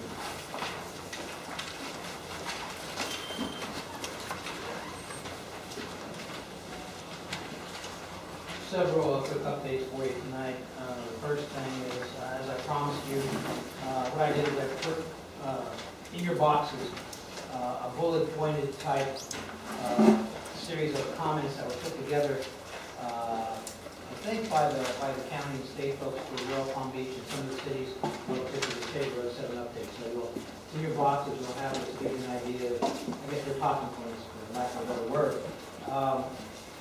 So that's coming up. The other issue that, we talked about, this council agreed to provide $5,000 to any legitimate effort that was going to, basically lobby and fight against those that are trying to kill the Road 7 project. And I spoke yesterday with John Bondi, who's the deputy manager for Wellington, and I'm giving you this information. I don't know if Councilman Rocket knows, there is a December 11th scheduled meeting with the Western Communities Council at Wellington Village Hall. I plan to attend. I wanted you to be aware of it, where they're going to discuss this further, because as I reported to you last time, I wasn't sure whether it was going to, the effort was going to emanate out of the Western Communities Council or whether it was going to be the Chamber. It appears like the Chamber is looking for the Western Communities Council to take the lead on this. And so they're going to talk about it, and the other cities are going to talk about, just, as it relates to the Western Communities Council, how we're going to move forward. So, I indicated to John that I'll be there to indicate the motion town council took, but obviously Councilman Rockets needed if there's any votes of the council. So I just wanted you all to be aware of that. That's where we're going. In terms of the Okeechobee Boulevard D Road traffic signal, I also put a copy in your boxes of the report that we received on November 19th. I have reviewed it. I'm satisfied with it. And the next step is going to be me going forward and putting in a request to the county to consider, our request that it be a strain pole rather than a mast arm. And Simmons and White have worked with me and they've given me some input that I can turn around and use, so it'll be making that request and then going forward. So you do have copies of the full cost study that Simmons and White prepared in your boxes. Fox Trail, you may remember we had a couple citizens who talked about the fact that they needed fill on the roadway. I indicated that I gave you a brief report that night, but indicated I would follow that up. We asked for some folks to take a look at the road. We had a waste pro, solid waste, go out there and take a look at it. Chief Arena had his fire folks take a ride on it, and Lieutenant Combs took a ride on it. And basically all three have indicated to me that there is not a problem with the road. There may be some spots like we talked about that, might need a little work, but as far as access and getting up and down the roadway, not a problem. Councilman Rocket and I talked about, this is just a follow-up after our discussions relative to the budget amendment. I told him that I would bring this back up to you, that during this fiscal year, at any time, if council so desires to make an adjustment move monies back out of the CIP into the general fund or any other fund. You can do that at any time at this point now, in this fiscal year.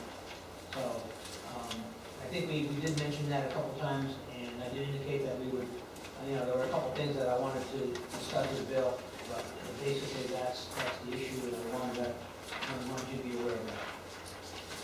My last item is, as you know, we have comment cards that you take for people that want to do public input. I did have a resident who came into town hall. I'm sure they're here to talk about their issue tonight, but he wanted 30 comment cards. And I indicated that that's not really the primary and proper use of the comment cards. If there is going to be an issue where citizens, want to collectively get together, what best way to do that is a letter or a petition or things like that. So basically, I'm just calling it to your attention because I would like the council respectfully to consider at some point a policy, or we'll write it up relative to the use of these comment cards, but I think they should be restricted to council meetings at night when somebody wants to fill it out and indicate what they want to, not to be used more or less as a survey or, or complaints, that kind of thing. And with that, unless you have any questions, that concludes my report. Okay, any questions? Jim? Mark, the $400,000 that we're talking about, Yes. that's simply a request to make a move of the funds, which is just an entry. We're not talking about, and then we're not talking about budget changes, just an entry. Yeah, but I don't think you can do the entry unless council collectively does make a budget change to do it. Because the books, as I indicated, and I did confirm with Bill, the year is closed, so you can't go back, but you can do it this year. No, I'm just saying, I didn't think you needed a budget change. My question was, if we just direct you to make that change, whatever you feel is necessary, you can do. But we have to direct you. You have to direct, collectively, you have to direct me to make a change. I would like to do that in form of motion, that we request the management team to move $1,000 out of the capital fund and put it back into the unrestricted general fund, or whatever other budget amendment might have. But that may have to come back, because I got to beg the question in terms of, and we'll talk about this a little more later in the evening, but, as far as your CIP, you need to look at it and kind of decide based upon the fact that we have about $1.8 million there right now. If there is 400,000, what are we taking away from this budget year to go ahead and do that? There's no takeaway. Your next year coming up, you've got an extra, over $400,000 in the fund, in addition to what you have prescribed in the budget. But it's all earmarked. Pardon me? Now it's all earmarked. I don't know how I can take it back. The year's closed. This is what we talked about for a while. We're going back, we're covering the same ground. No. Money that's earmarked in the year 2013-14, that budget year, okay, you've got $1.5 million approximately. That's earmarked and designated based on projects. Your fund is going to be almost $2 million. You don't need 400,000. That's what I'm saying. If you go look at the earmarks and you go down the categories, say, all right, I've got these projects and they're funded from, some of them from general fund, some of them from gas tax money. You go through that exercise, you end up with excess of 400,000 that we have left in the restricted category, but we don't have an identified item to go with it. We don't have a need to put it in the capital fund, is what I'm saying. And it's best we leave it in unrestricted funds for operational purposes. We can always move it into a specific capital category when we have a commitment or a need to put it in there to cover something. We don't have that anymore. So if you would look at that, but my motion is that we move the money back, because we don't need it. And it doesn't have to be there to cover the budget that we have this coming year. We've got capital budget this year. We've got all the items listed. It doesn't include, like, it's got $1.5 million needed, and you're going to have over almost $2 million in there. You're moving another, I think it's 900,000 out of gas tax money, something in there, into the capital plan this year, this fiscal year. We've got a We're going to be way over. All right, you've got a motion. Is there a second? I'll second. Okay, second by Wright. Okay, discussion, Tom? If I understand what Jim's trying to say, he's trying to say that the things that are in the future years should not be in there and that they should be moved back. What he's trying to do is change the whole capital improvement budget right now, because he's saying take the things that are budgeted in future years out of the capital improvement budget. We already decided on the capital improvement budget. The capital improvement budget, from my understanding, is supposed to be multi-year. So obviously, if you're going to have a multi-year budget, you're going to have more money in there than you're going to spend in one single year, because it's a budget for numerous years. So by definition, that's what it's going to be. So I'm really at loss. If the point is that later in the future, we're going to have money coming in, which is future budgeted money to spend towards that stuff, and we don't have to budget for it now, well then why did these guys tell us we needed to budget for it for 5 years ahead? Because that's what the comprehensive plan says, and that's what is a 5-year budget. Obviously, the understanding is that money is coming in the future that's going to pay for this. We're not just stopping our income today and projecting to use this expenses only.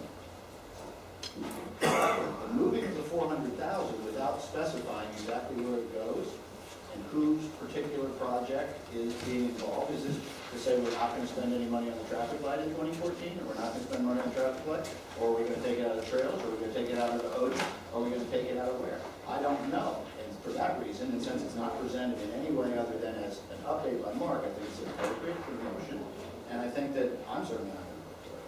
But other than that, I don't think it takes, once again, as I said before, doesn't take into account the budget work that's been done by all these guys to just say, hey, I'm not with what you're doing, I want to change it to something completely different.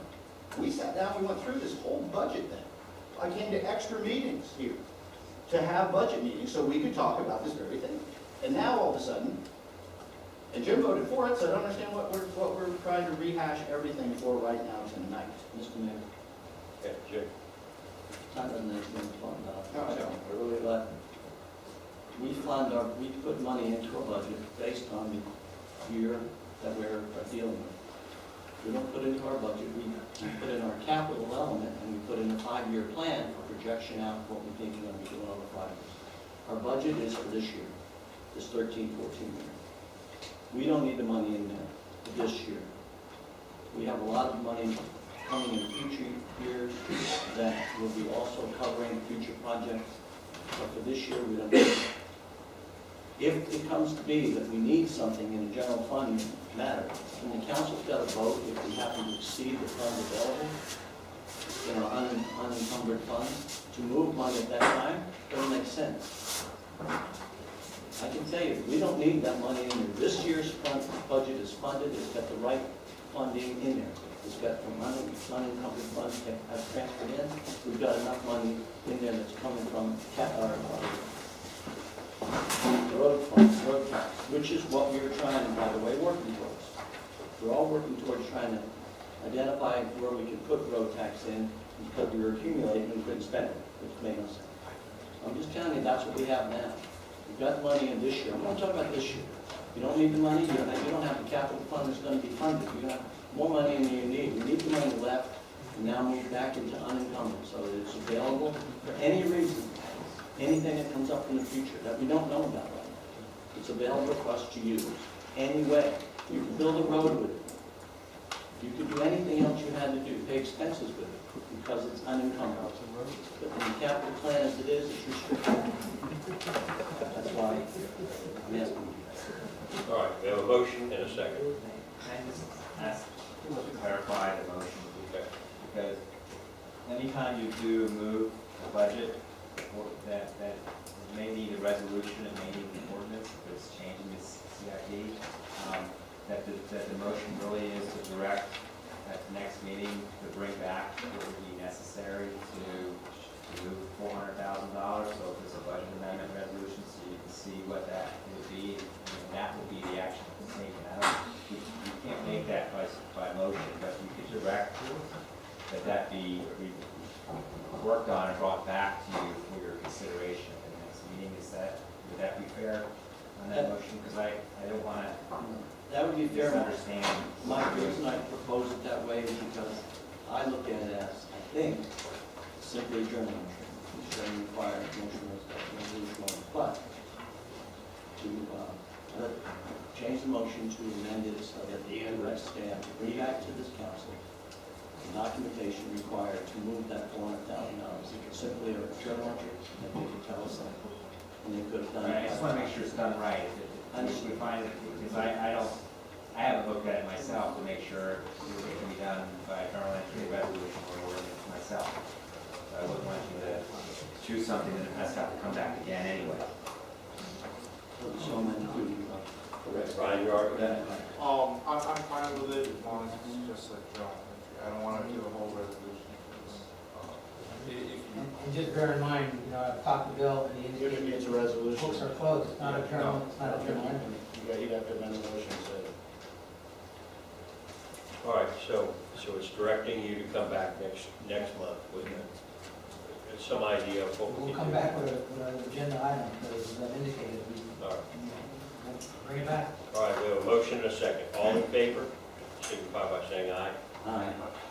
Opposed, same sign. All right, passes 3-2. All right, moving to old business, 9A.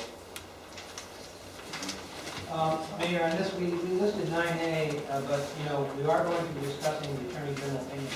So that's why we indicate, that we're discussing in conjunction with the Attorney General opinion. We can probably refer this to when we do that. Okay, moving to 9B.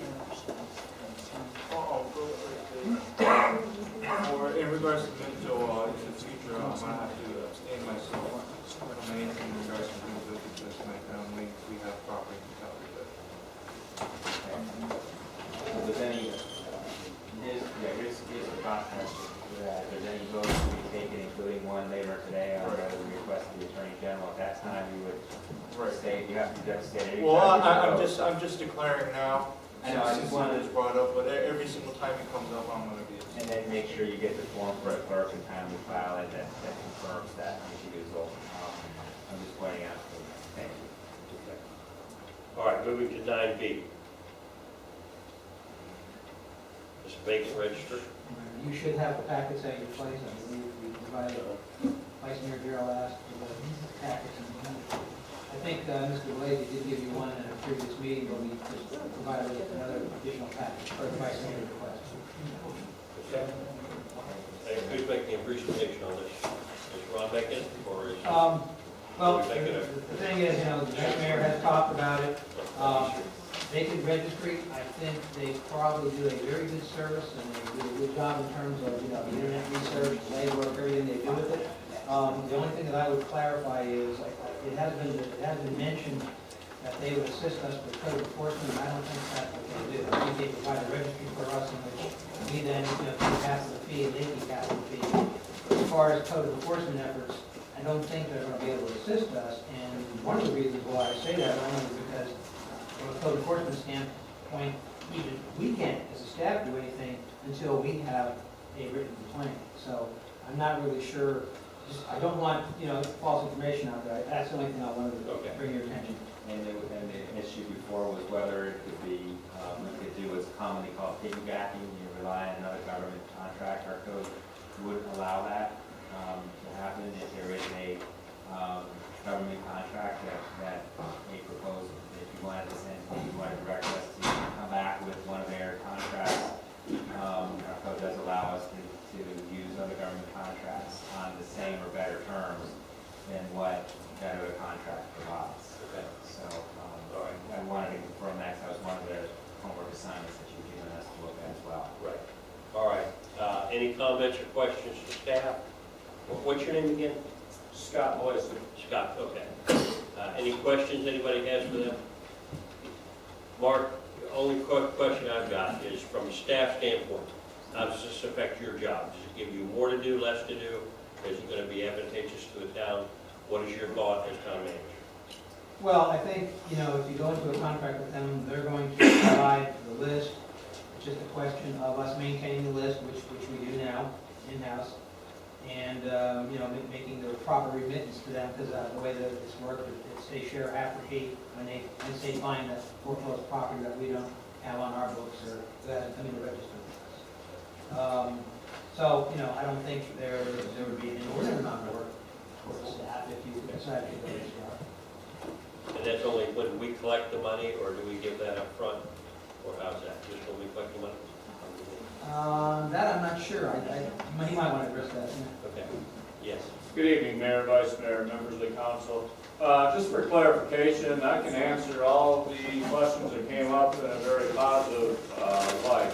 As Attorney Cirillo mentioned, that can be piggybacked. What we do, our job is to make staff's job basically easier, and in essence, in this case, in Loxahatchee Grove, probably go away entirely. What we do, we not only gather the data for responsible parties, so if code enforcement has a problem, they can go right to our website and get a notification through our website right to the responsible parties in basket in their computer, as opposed to when staff finds a problem sending a letter to Bank of America, which, as we all know, virtually doesn't work too well. We have the contacts that actually manage the vacant registry programs for Bank of America or Wells Fargo. Bank of America actually has most of their servicing rights were bought by Safeguard, and I met Safeguard, I'm seeing it every show we go to. They have 40 people dedicated solely to registering and complying with registration ordinances. So an email uploaded into our system saves code enforcement from sending a letter that basically goes unanswered. So it goes right to the VPR, the Vacant Property Registry folks at Bank of America, and they can address the problem.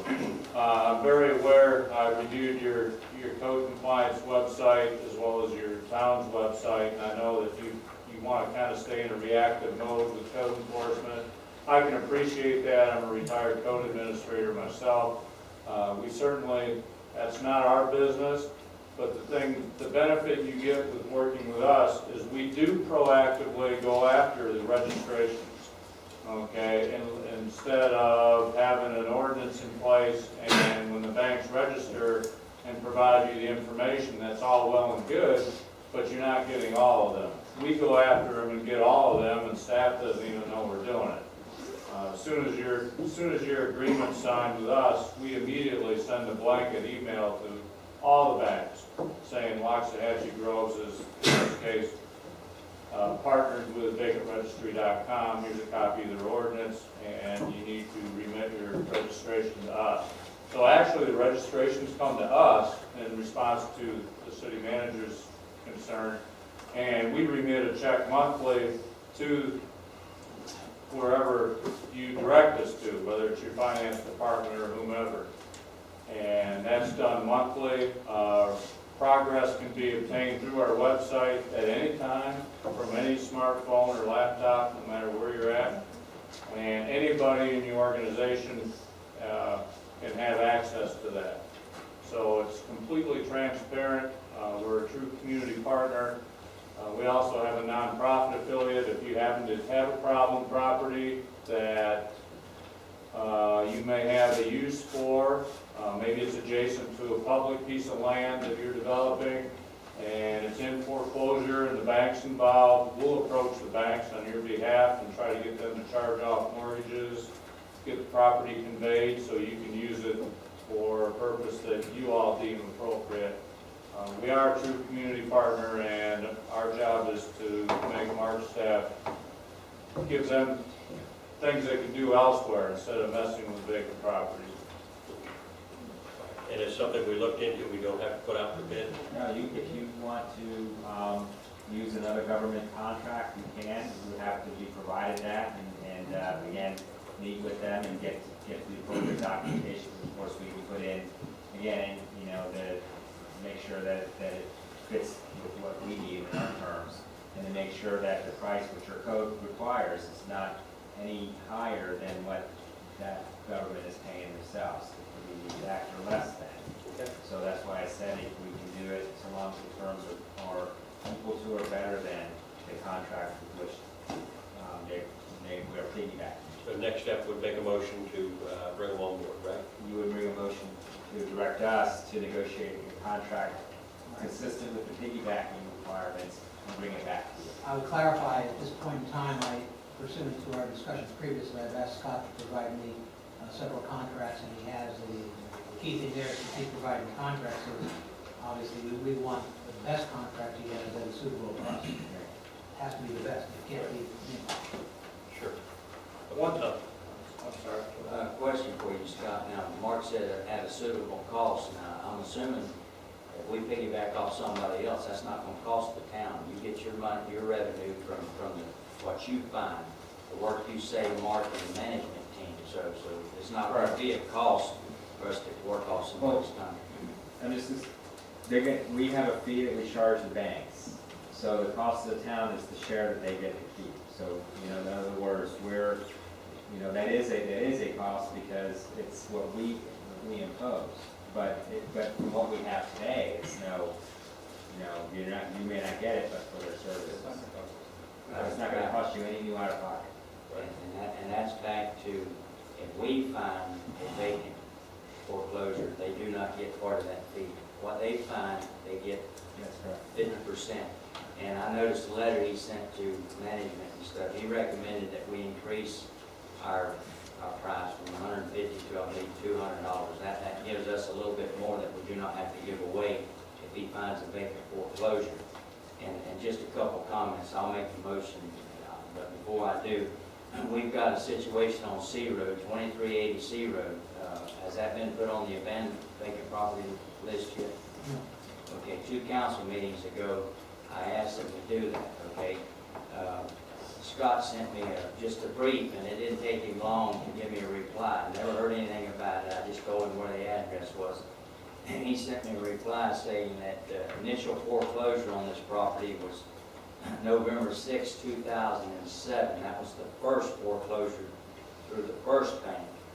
Okay, now we had a magistrate hearing back in 2010, 2011. We were awarded $116,000. The magistrate ordered that this property be closed up, made safe. Okay, it's wide open, had a fire in the roof. We've got a squatter on it now that says he's going to make it look like new, and he's wanting to squat on it so he can claim that property in a certain period of time. Well, now it's finally going through the last foreclosure, and I believe legal has conveyed the message that now we've lost all rights. This bank will get its foreclosure, and basically we're not going to get anything out of it. Now, the way Scott explained it to me back in 2007, if we'd had the vacant registry here, they could have got with the bank, and basically they could have made that bank clean that property up and take care of the problems. Or we could have filed a code violation, and we could have went to a magistrate hearing, but we would have come out on a better end back when it wasn't devalued. Okay, right now, our $116,000 that we were supposed to get or should have gotten from the banks at one time, it's not even worth that anymore. So he made a comment tonight that I wasn't aware of, that there's possibilities in the future that if the bank's trying to foreclose on a piece of property and we have an interest in it, that there's a possibility that the bank might turn it over to us to waive magistrate costs and stuff like that. I've talked with Royal Palm Beach, I've talked with Wellington, I've talked with Boynton. Royal Palm Beach's code officers and stuff used to handle this situation. It got to the point Wellington said the same thing. It was too much for them to handle. They turned it over to vacant registry. Beautiful. They don't have no, they're bringing revenue in. Last council meeting, I mentioned to you about 5 acres on Morrow Court. The grass and the weeds are 5 and 6 foot tall. The house has been vacant now for months. It was a resident that called me and said, "Ron, I'm trying to sell my house. I'm having a hard time because nobody is taking care of this place." Now, I'm just guessing that it's in foreclosure. Now, if they come on board, he'll be able to tell me if it's in foreclosure, and he'll be able to do something about the way it looks. Well, you shake your head no, but I'm betting on him, okay, because... He's not code enforcement. No. Hey, You should I'll cut it short, okay? I make a motion that we bring Scott Vacant Registry on board to work for this town. Okay. Is there a second? I'll second one. Okay, we have a motion and a second. Make your comment. Yes.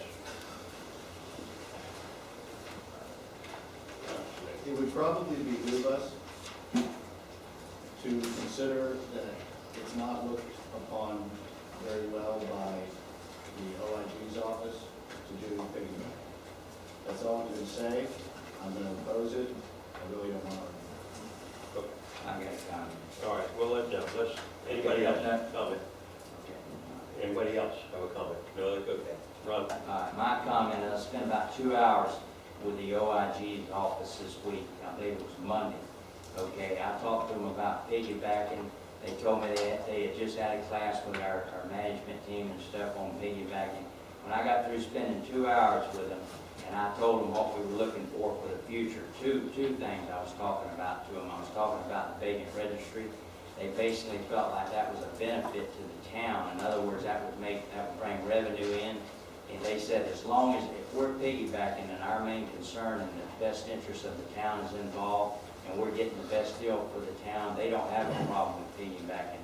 Everybody knows how people piggyback sometimes. It's who you know and whatever you get paid behind the scene or whatever. But they said their main concern is the best interest of the town. I explained to them about both these subjects, the Ocean project and the vacant registry, and they didn't have any problems with that. They sound like that sounded like a pretty decent piggyback situation. So, and that was 2 hours I spent with them. When I left there, I felt a lot more comfortable than when I went there, because I've been hearing things from management and comments like Tom makes that if we piggyback, we're going to look like crooks. No. If I vote on a piggyback for this town, I can prove to you that it's in the best interest of the residents of this town. Thank you. Okay. Virginia? Can I make a comment too? Okay. Just in relation to what the Vice Mayor said, those last couple of comments, I don't think are fair. I know he went to the OIG. I talked to the OIG. What the OIG told me was they offered the Vice Mayor some of their concerns. That's what they said, concerns. And they are monitoring our situation. So he's painting a very rosy picture. I don't know what happened because they're not going to share the information to me, but my interpretation, what they told me, I don't think it's as rosy as you just indicated, Vice Mayor. Well, I think maybe the town manager and me need to go to the OIG so they can clarify it, okay? Because I know what this pain's been doing. Personally, I think you're lying. Well, there's one I'm not lying about, they're watching, okay? I'm not going to say And nothing. I want them to watch more. Thank you. Virginia? Okay, Virginia Standish, 15410 North Road. I asked this question because I have property in the town that had a house similar to C Road. The town went in and bulldozed the house. Okay, you can call the town of Cloud Lake if you need clarification on how the process is done. It's a small town with a budget of $150,000. They seem to do much better than the town of Waxahachie Groves. My question in regard to the vacant registry, because I've personally seen what a small town with a small budget can do, I'm very concerned about how they can legally make something happen. That hasn't been explained here or clarified, and if you could, I would like to understand it, because I know what a town can do, which is kind of borderline, but a town can do it. But I'm not sure what a private company can legally do, and that is my question on this issue. Thank you. Okay, Scott? Great question. Actually, the town of Waxahachie Groves already has the enabling ordinance. So all the tools, all the regulations are in place. We simply notify the responsible parties, which are the banks, that Waxahachie Groves has this ordinance and they need to comply. That's all. That's essentially all we do. And what that does is, as I said earlier, it captures all the properties out there that are in pre-foreclosure and/or bank-owned, as opposed to simply having an ordinance on the books and accepting applications for those that feel that they want to go ahead and come forward and register. What we find is that reactive approach, even with a $150 registration fee, what you'll find when we manage it is we get them all, so essentially you're not going to lose that revenue stream because we're capturing all the ones that are out there, which at the end of the day is the benefit for code enforcement. And to kind of correct the Vice Mayor, if I can step out on a limb a little bit, basically what would happen is one of Mark's staff, somebody would bring that property to staff's attention, and instead of sending that letter to Bank of America, they'd simply go on our site and just upload a quick email everything's in there. You know, it's a cool website, and it immediately goes to Bank of America's BPR people, and they can get on the ball. I mean, it's real time. And that's the benefit. But your regulations are already here. So it's already been deemed to be legal, and there's about 1,000 ordinances countrywide that do the same thing. I hope, does that? Okay. I just want to make it clear to the town council. Sure. Okay, any other council members? The only concern I've got, Scott, is that if somebody is struggling and they're just starting foreclosure and they're trying to negotiate with a bank and they're trying to negotiate, I don't want somebody coming in and saying for that $300 or $200, we're going to push it through so that you're out of this house. Well, I know there have been people that out in Los Angeles Groves, and one of my neighbors was one of them, that has lived in his house the last 3 years without paying because he was behind. The bank chose, I guess, to let him live there rather than, you know, force him out because they were better off with somebody in the house than not. And I just want to make sure that we're not pushing people out, because right now we're kind of on the upper edge of this thing and people are starting to turn their lives around. And I don't want to see somebody lose something that they've been trying real hard to hang on to, because all of a sudden now we go after it a little more aggressive. That's my only concern. Great point, and to your point, I believe your ordinance only addresses vacant property. So that, even though we advocate getting registration for occupied property, because at some point in time they will become vacant, and you get that extra leg up. But your ordinance as it's currently written, it just addresses vacant property. Yeah, that, I can confirm that. I just pulled the ordinance. You guys made it clear when you adopted it that you just wanted to ban vacant property. Okay. I think also we're at the bottom of the curve, where a lot of the properties that I saw that had issues have changed owners. They've changed, you know, they've been sold or whatever's occurred. I think it's just another phone book that has maybe a better name to call, and for that matter, it's good for the code enforcement. And I don't disagree with that aspect of it at all. I'm not, that's fine, and that's actually a really good part of it. I do have to say again that I just philosophically do not agree with the idea of picking one gentleman, and no offense to you, just picking this guy out and saying, let's use him, when there may be someone else. And I think that, you know, we really ought to have competitive bidding in this town. That's my philosophical opinion, whether it's for this, whether it's for that, whether it's for the other thing. I don't think that we really ought to just be picking without some competitive And for the record, we're fine with that because we're the only ones that do what we do. We do have partners that actually sole source. And Competition's great. if we put things out there and only one person bids, then that's the way it is, but sometimes more than one does, and sometimes there's a whole bunch of people out there. So, Okay, Frank Shagala.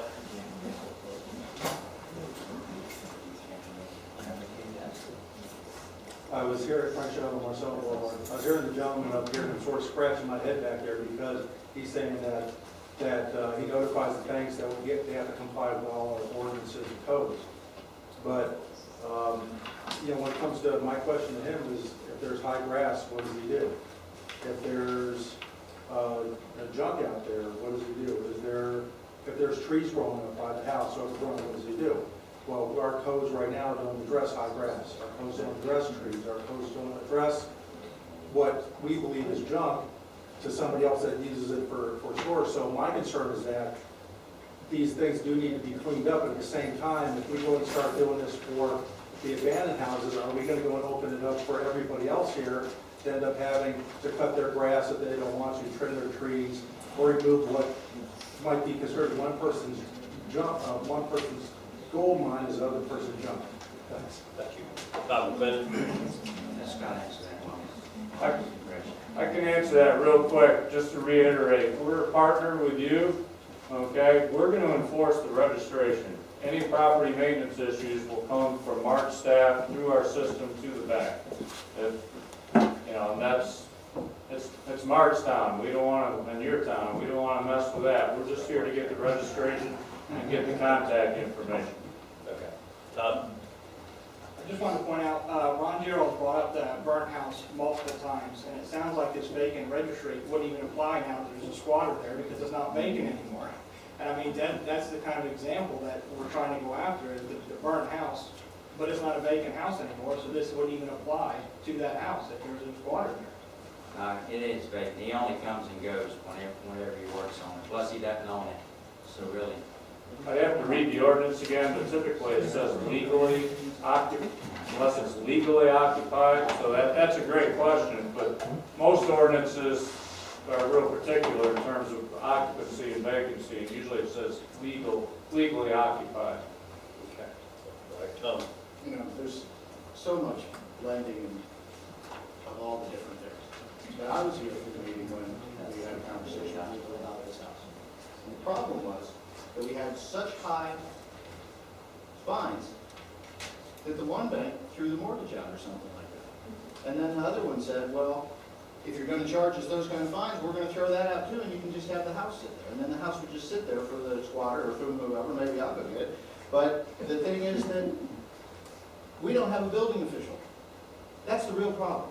If we had a building official, we could send the building official out there to get the house ready. But this gentleman, for all he does, is not going to do that for us.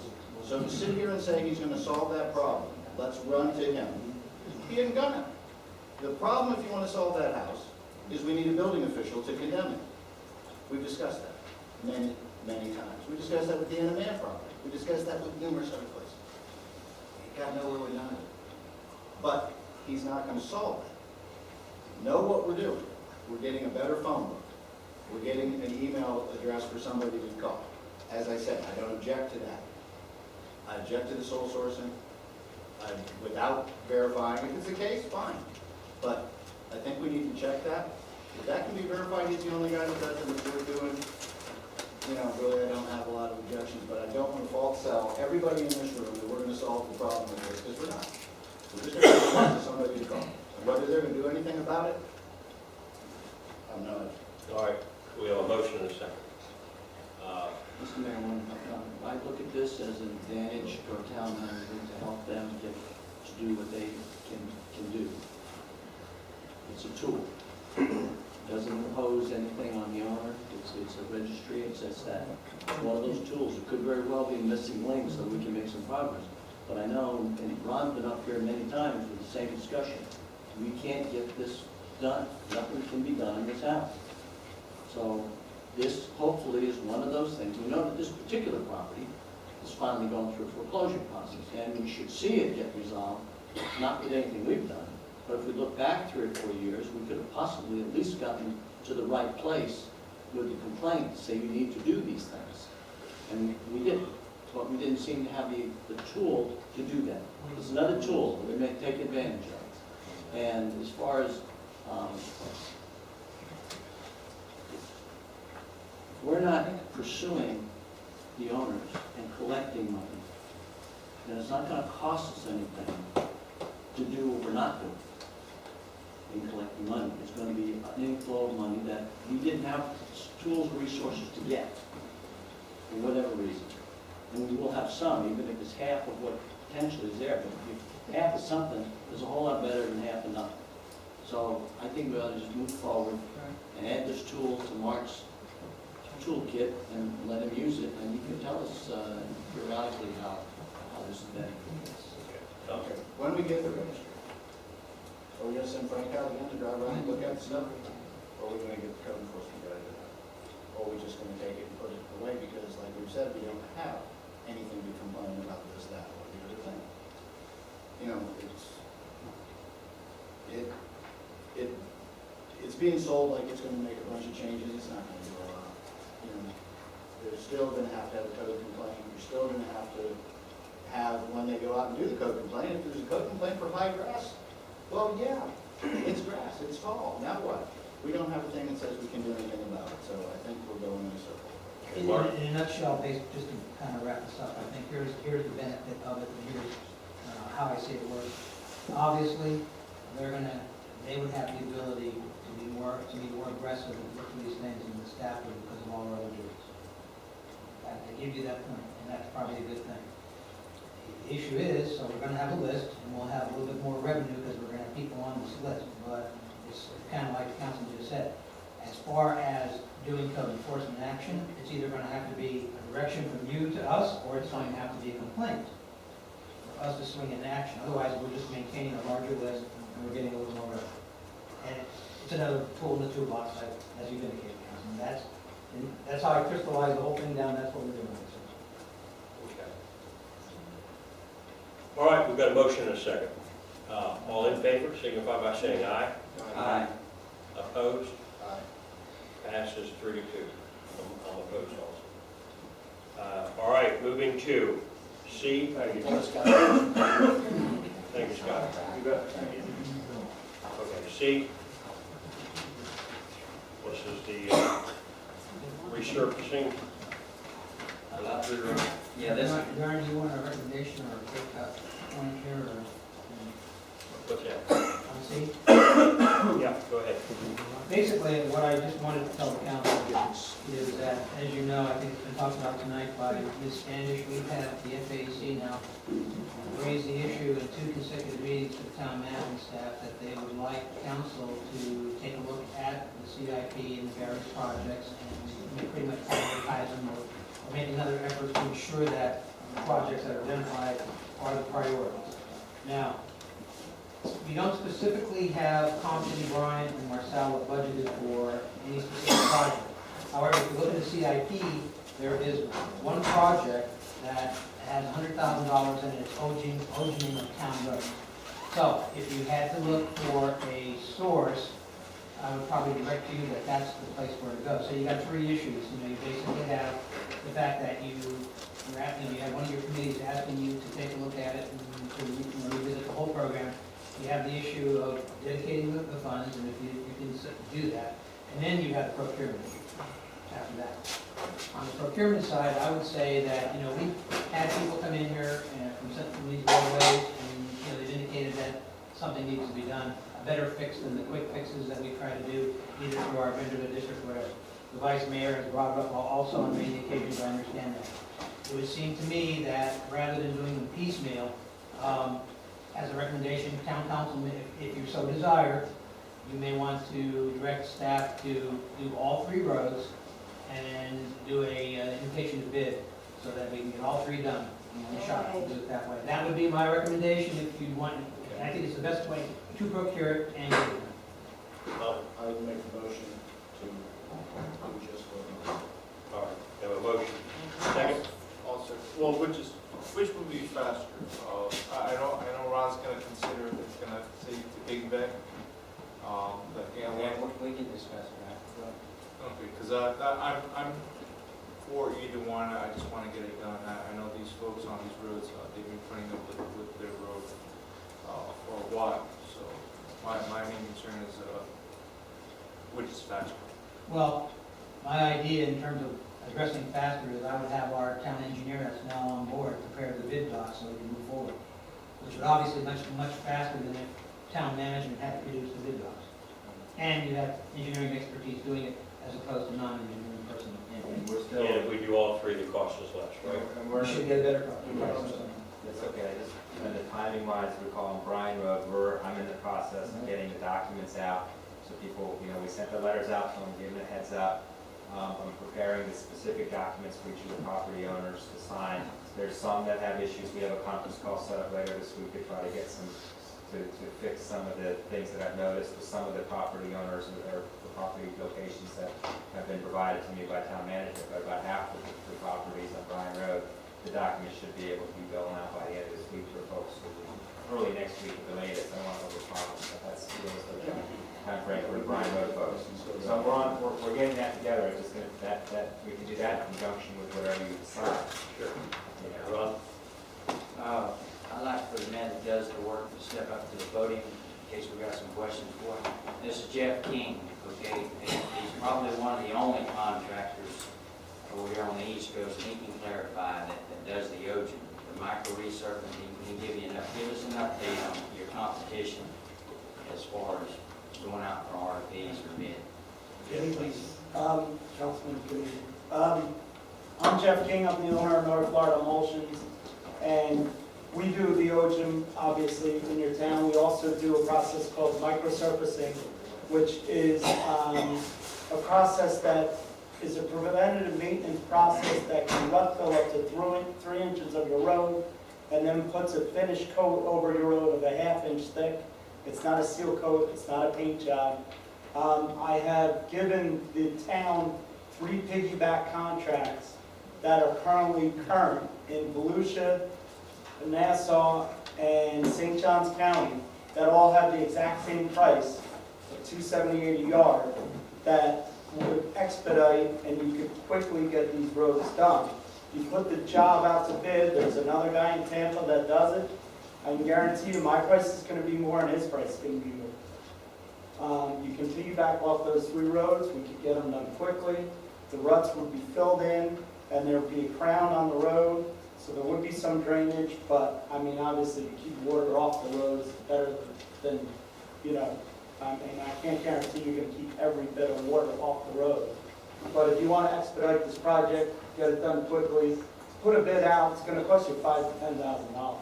By the time you put all the bid docs together, put them all out, do all the logistics, piggybacking is legal, it's done all the time. Price is the same as what we have given the other 3 counties. So, We have a question for you. We asked you to give us a quote on these 3 roads, okay? The quote you originally gave us, that was more than us piggybacking off these counties, wasn't it? So in other words, you're going to take the loss when you piggyback as compared to what you would have bid. yeah, I mean, the 3 roads typically are not a lot of yardage. I mean, the yardage for these 3 counties, they do hundreds of thousands of yards of microsurfacing a year. These 3 roads are about 30,000 yards total. Currently, I'm doing microsurfacing in Jupiter Farms as we speak. So it's done all over the world.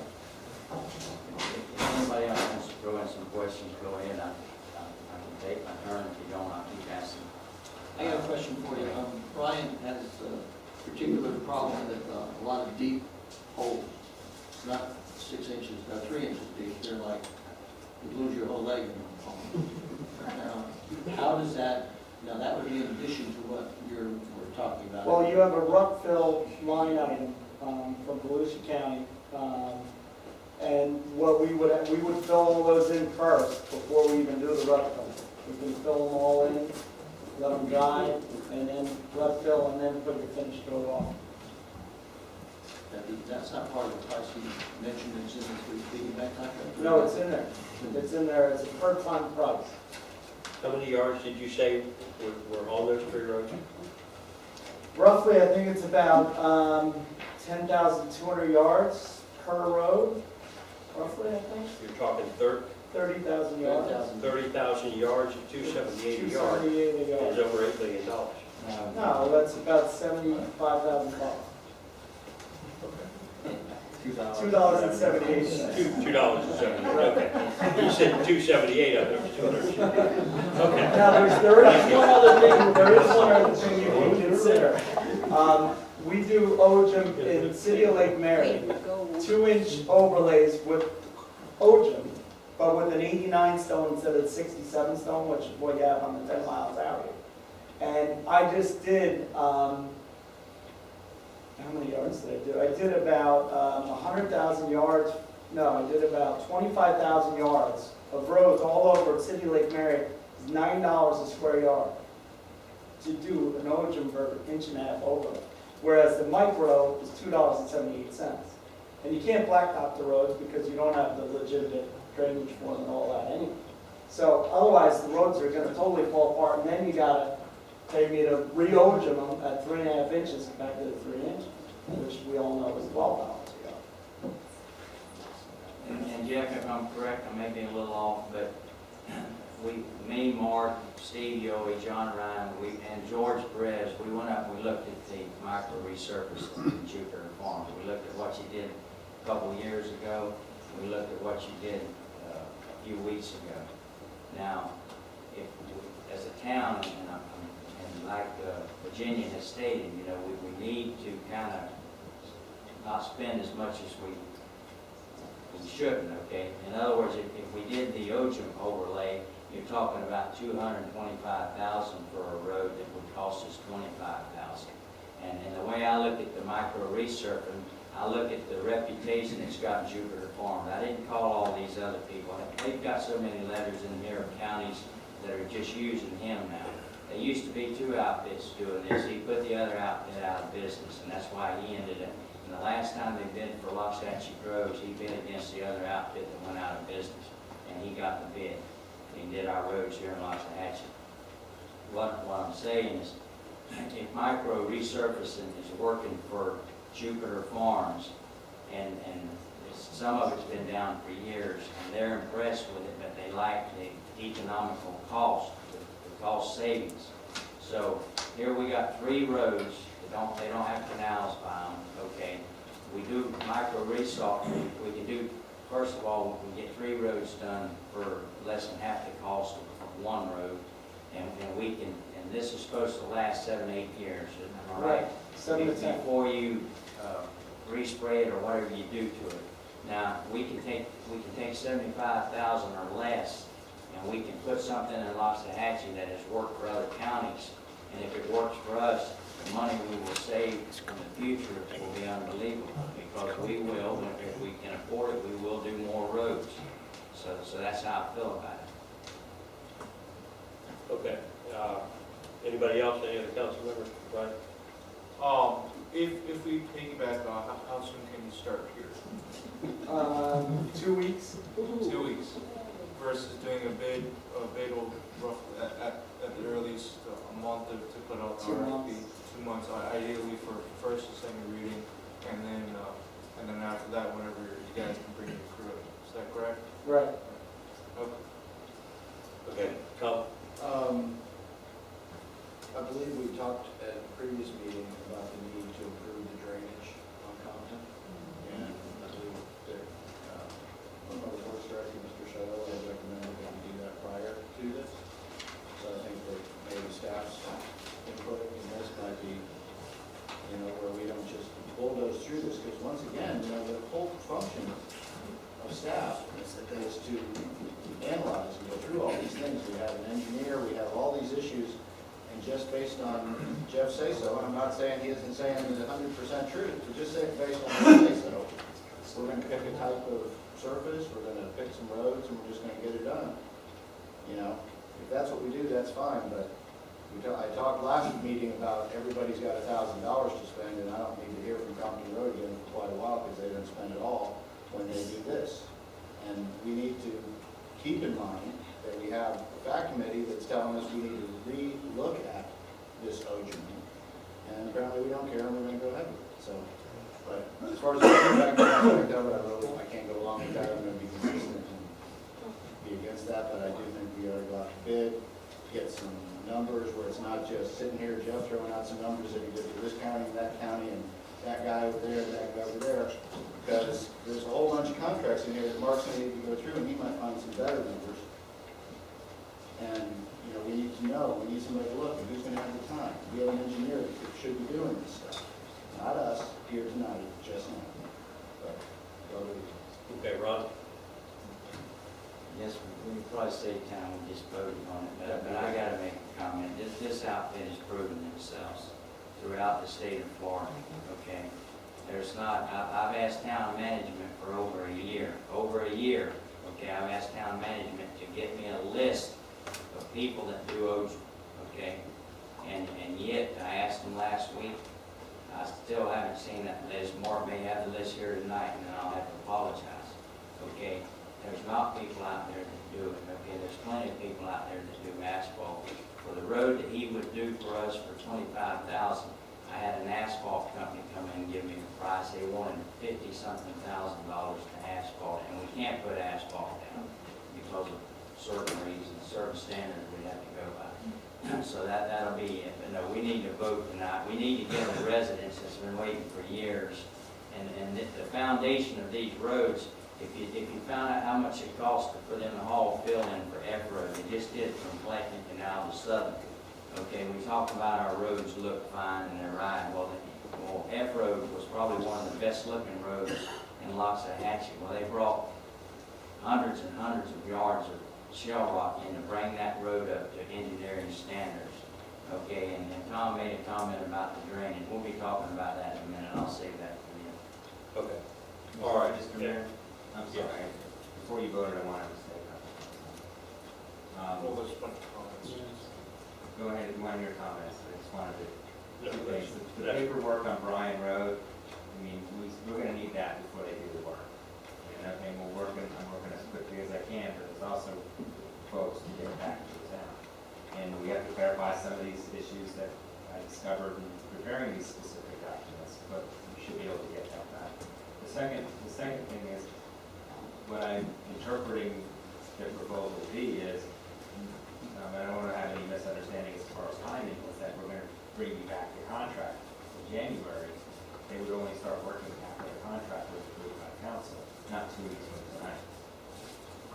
So that's, I want to clarify that for the record, is that's what we would need to bring back the contract for you if you directed us to research and find an appropriate piggyback and get complied with the code. The last part is, you know, it doesn't sound like we're gonna hit the threshold. There is statutory threshold when bidding, automatic bidding kicks in for public works projects. That's in chapter 255. I think the current statutory rate is, I think it went up to 300,000, but you know, it doesn't sound like if you do the micro surfacing, you would come near that, so you could proceed with our code.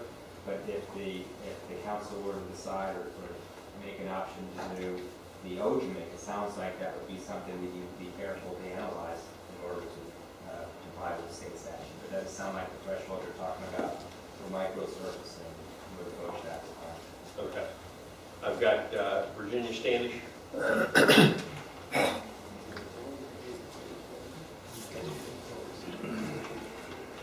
Virginia Spanish 15410 North Road, and I'm speaking as a private citizen, although my comments at the FAAC will probably sound very familiar. And I speak to the procurement issue of resurfacing and roads in general, not specifically to these 3 roads.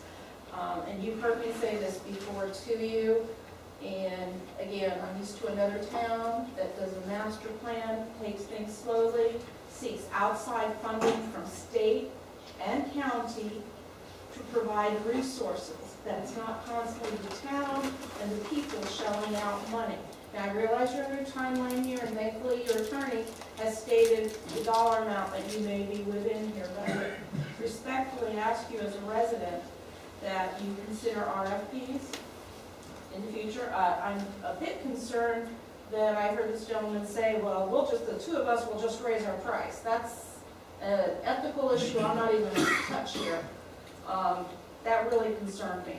Yes, they might do that, but maybe, you know, that was just really bothered me that he would say that. You have grants available to you if you seek them out. These things take time, and you need to do a master plan. We all know these roads have failing culverts, poor drainage. Again, you have these 3 roads, fine, whatever you need to do, but in general, you guys really need to respect the landowners of this community and come up with a plan. And ask for your management to find you grants. And it's just, the money is gonna disappear. And you're gonna say, what happened to it? Oh, it's in this road that 10 years from now, or maybe 7 years from now, won't even be any good, and we have to go back to dirt. Thank you. Thank you, Virginia. All right, got a lot of comments on the Compton. So if you would, I mean, you know, keep as brief as possible. We got the point. Ron Martino.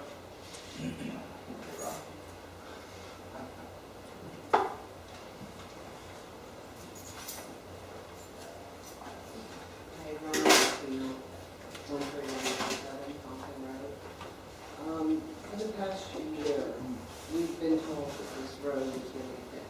In particular, in front of our home, in front of another gentleman's home, we're at the lowest point of Compton Road. I heard when you say there's only 3 inch, because you said that there only needs to be built up 3 inches. There's certain points, literally, that it's a flip, it's a dip. One of the gentlemen back here have photographs of the lake that is created right in front of our east gate. Second of all, I've had hip surgery, you talk about liability. I can't ride down my own road with my hip not running. It's a loose hip. That road is worse than any washboard I've ever seen on a dirt road. The potholes literally, in some areas, something like 3 or 4 inches, literally maybe 8 inches. It's bad, obviously everybody knows that, but it needs to be done sooner rather than later. It really does. The water issue, I don't know if I can stay here for the end of when we get to E, but the drainage in our canal, it's not moving. It's sitting there. It's been sitting there for 6 months. The mosquitoes are breeding. It's in bad shape right now. If we wanted to put our home on the market, we would not be able to sell it because of that road and the canal. That is just, you can look at it and see that it's been sitting there for 6 months, not moving. And that's it. I hope you guys do something quick. Okay, thank you. Robert, Bob Robin? What is it? Hope you are okay. What up?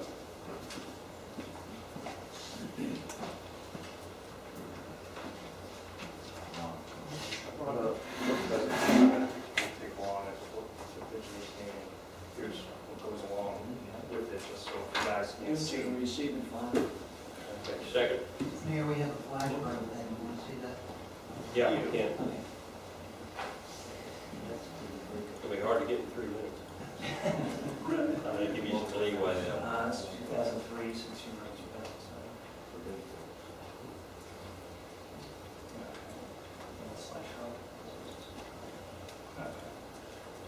Basically, it's over here from here. No, we need to Okay. check the microphone. Yeah. Basically, I heard about this from the neighbors, so it's just, the road is atrocious. It really is. I don't know what else to tell you. It's probably the past 3-4 years, it's just gotten worse and worse and worse. I have a tractor. At times, I go out scooping up dirt to fill in the potholes. It only lasts so long, you know. I call in for help with the potholes. No offense, okay? Yep, we'll take care of it, we'll take care of it. It doesn't happen. Basically, these are pictures that I took this past Saturday, okay? And this is starting from Folsom, heading west. So you can see it's coming up. And this is like the nicest area when you turn onto it. This is coming off of Folsom. Exactly, heading west. Okay.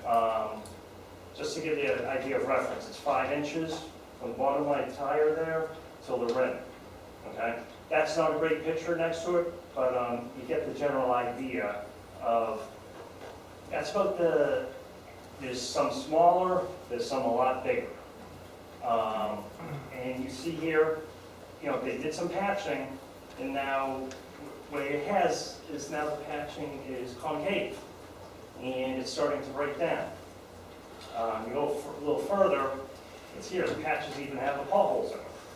You know, it's just breaking away, breaking around it. And it seems to be, it's like going faster and faster the way it's breaking down. I don't understand.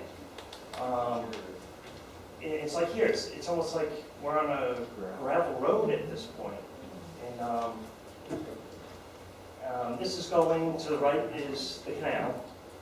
And basically, it's about a foot to 14 inches that draw off of the ozone.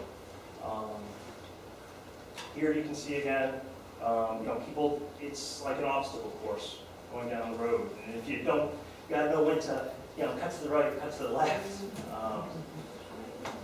You know, other side, that's where, if you look in the lower corner, that's where I've dumped dirt before, because as you're going around, it'll like grab hold of your wheel because it, you know, the road is missing there. You can see the height difference where it's wearing away. Here's more of it breaking down. If you go out, basically, and you just kick at it, the stuff just comes up. Do we know when it was open? Do we know how long ago this road was open? 7 years ago? 7 years ago? That's it? Yeah. Yeah. Yeah. Well, I didn't do it, obviously. I was waiting for that. I don't understand, is that you can go up to it and kick at the stones, and they're just like popping up. And now here, if you see the patched area, you can see where it's just like starting to go under the patched areas as well. Here's a patched area, but it's all broken up around the patched area. And here, you know, this is the killer area where it's low, so when it rains out, it floods, so you can't see where the potholes are. So it's like, it's a guessing game of, okay, where do I navigate through this to, you know, so I don't ruin my vehicle. Here's another one, you know, you got two patched areas, and it's down to the dirt. A couple more pictures. And another reference, you know, 5 inches from the tire to the rim, and that's like one of the 8-inch ones, 8 to 10 inch deep holes. This is also part of the area where it's low. And here, this was after Saturday's rain. You know, we didn't get a ton of rain, but, you know, this was it. Like I said, navigating through, you can see where there was water before, you don't know where they are. And it's basically, I said, you know, please help us. I don't know what else to do, I'm frustrated. There's somebody you need a vehicle with bigger tires. No. Urban tires. Yeah, exactly. You know, it's just the bouncing, and it's like, my daughter, you know, trying to ride, you know, she's got a little Barbie bike, you know, with the training wheels.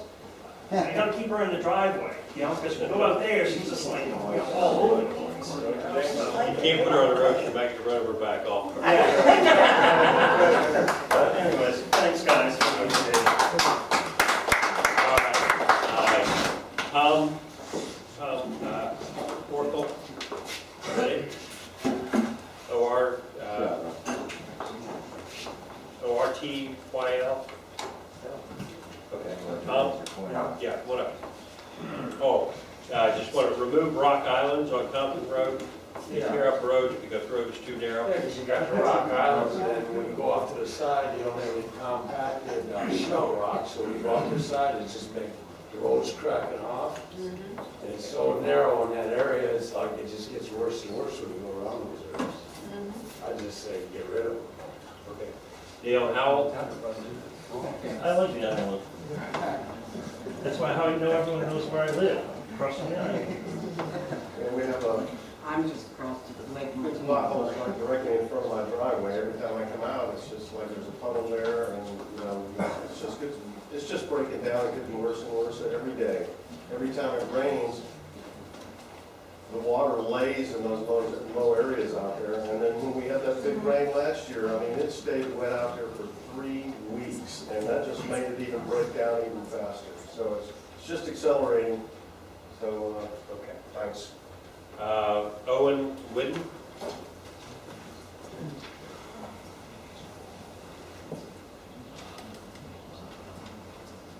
I don't know what I can even add to that. It's just, it's just bad.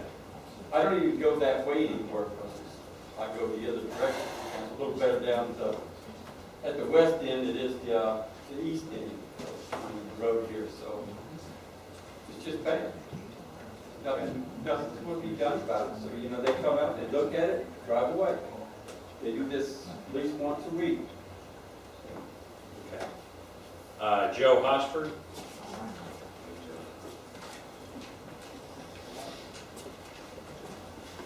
Joe Hosford, Compton Roads. 2 issues. One about the Compton Road. Tom, I can appreciate you've heard from everybody else. You see the passion here. 7 years ago, Tony got the road put down for us. You guys didn't pay a dime. Stipulation was we would make this road. Hasn't been done. Dirt road, we have it for 22 freaking years. Never had a problem. We created it. We can't fix this. We've been told from the people here, don't fill potholes in. We're going to get in trouble for filling potholes. So when they come out, they have to dig it up. I've been up here personally for 3 months asking for locations, potholes fixed. They need addresses. I got to give addresses. Sorry, we just ran out of asphalt.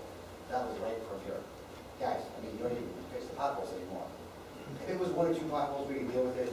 We've had 4 cars going in and out, the islands are ridiculous, the roads are getting bad. If it's a bad road, eventually we fix it, you throw some tar down.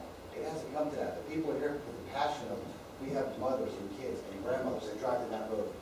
You've heard stories of my wife. My mom's 79. She doesn't come out there because I won't let her drive down the road. It's not that the road's bad, the rocks fly up and tear up your vehicles. If she hits a pothole and hits a canal, it's a liability.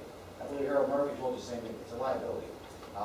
The deal with Frank coming out there, I don't know what qualifications he might have out there, talking about irrigation. We all live out there. No drainage, not irrigation. Drainage, I apologize. Drainage has been the same for 20-something years. Last year during the hurricane, as was stated last October, you guys came out to help us in the crisis. Mr. Chiquette, George was out there, I believe, tried to help us out. Unfortunately, the culvert at the end got tore up. That's when we started backing the canals up. We have culverts, we have drain fields across, we have drains, we have rivers going across the street. I don't know if he's ever gone out there and looked at that. Why would he make a comment that would delay your vote that the drainage isn't good when he does not know? That man's never been to my property. He's never seen culverts on the road. So that's not the issue. The issue is, as we get further down, the culvert. Don't hold up the paving because somebody, whatever he does out here, the vegetation says it's not proper drainage. The drainage is caused by the hurricane last year that was tore up by the town of Waxahachie trying to help us out on the culvert. That was directly from the town. Nothing we did to it. We're alone. We know when it rains a couple days, it will drain off. We're okay with that. But please, don't hold up the pavement because a vegetation man thinks there's a problem with the drainage. There's not. Once the culvert is repaired, we should have sufficient, drainage. So the culvert at the end, just so I get it straight. Yes, sir. The culvert is at the west end. If that was repaired, all the rest of the street's gonna flow and we're not gonna need to clean out the canal. Excuse me, No, nothing has changed. no, You're saying, we've actually cleaned it Okay, out. well, then We it's were more than told, that. well, I was told by Frank last June, until you had your issue, that somebody was coming to cut those canals. That wasn't done either. But the first time we backed up the worst was a storm last year. We'd like to have a culvert fixed because we tore it up as a town trying to help us out. Okay, my point I was just trying to make, Right. and this is what Frank's statement was that the fact that the ditch along the side of the road is not draining properly. In addition to the fact that there's an issue with the F-road culvert, there are culverts, and I have been on the road, and I wasn't being rude not looking at your pictures, I've been up and down that road many times. There are points, and I've discussed this with the Murphys as well, and they have said that there are particular driveways where it stops flowing. If that's the case, and no matter what we do at the end, if there's a spot in the middle that's a clog, as we all know, it's going to stay a clog, unless the town is going to clean out that ditch. If the town is cleaning out the ditch, not only are we doing that, but we're cleaning out your ditch. You're not the only people that have a ditch. There are other people in the town that have both a town road and a ditch.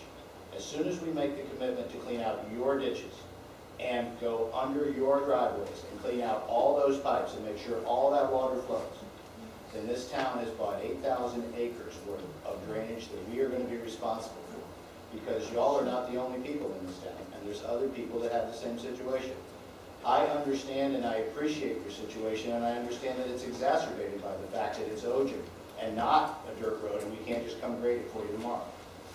That's part of how this whole thing got here. That's a fait accompli that was given to us as a council. We did not create this. This was Water Management District easement until less than 3 months ago. And it was never maintained. And it was never maintained then. And I appreciate you saying this, because that is the case. And when we got the road from the district, they didn't give us a dime.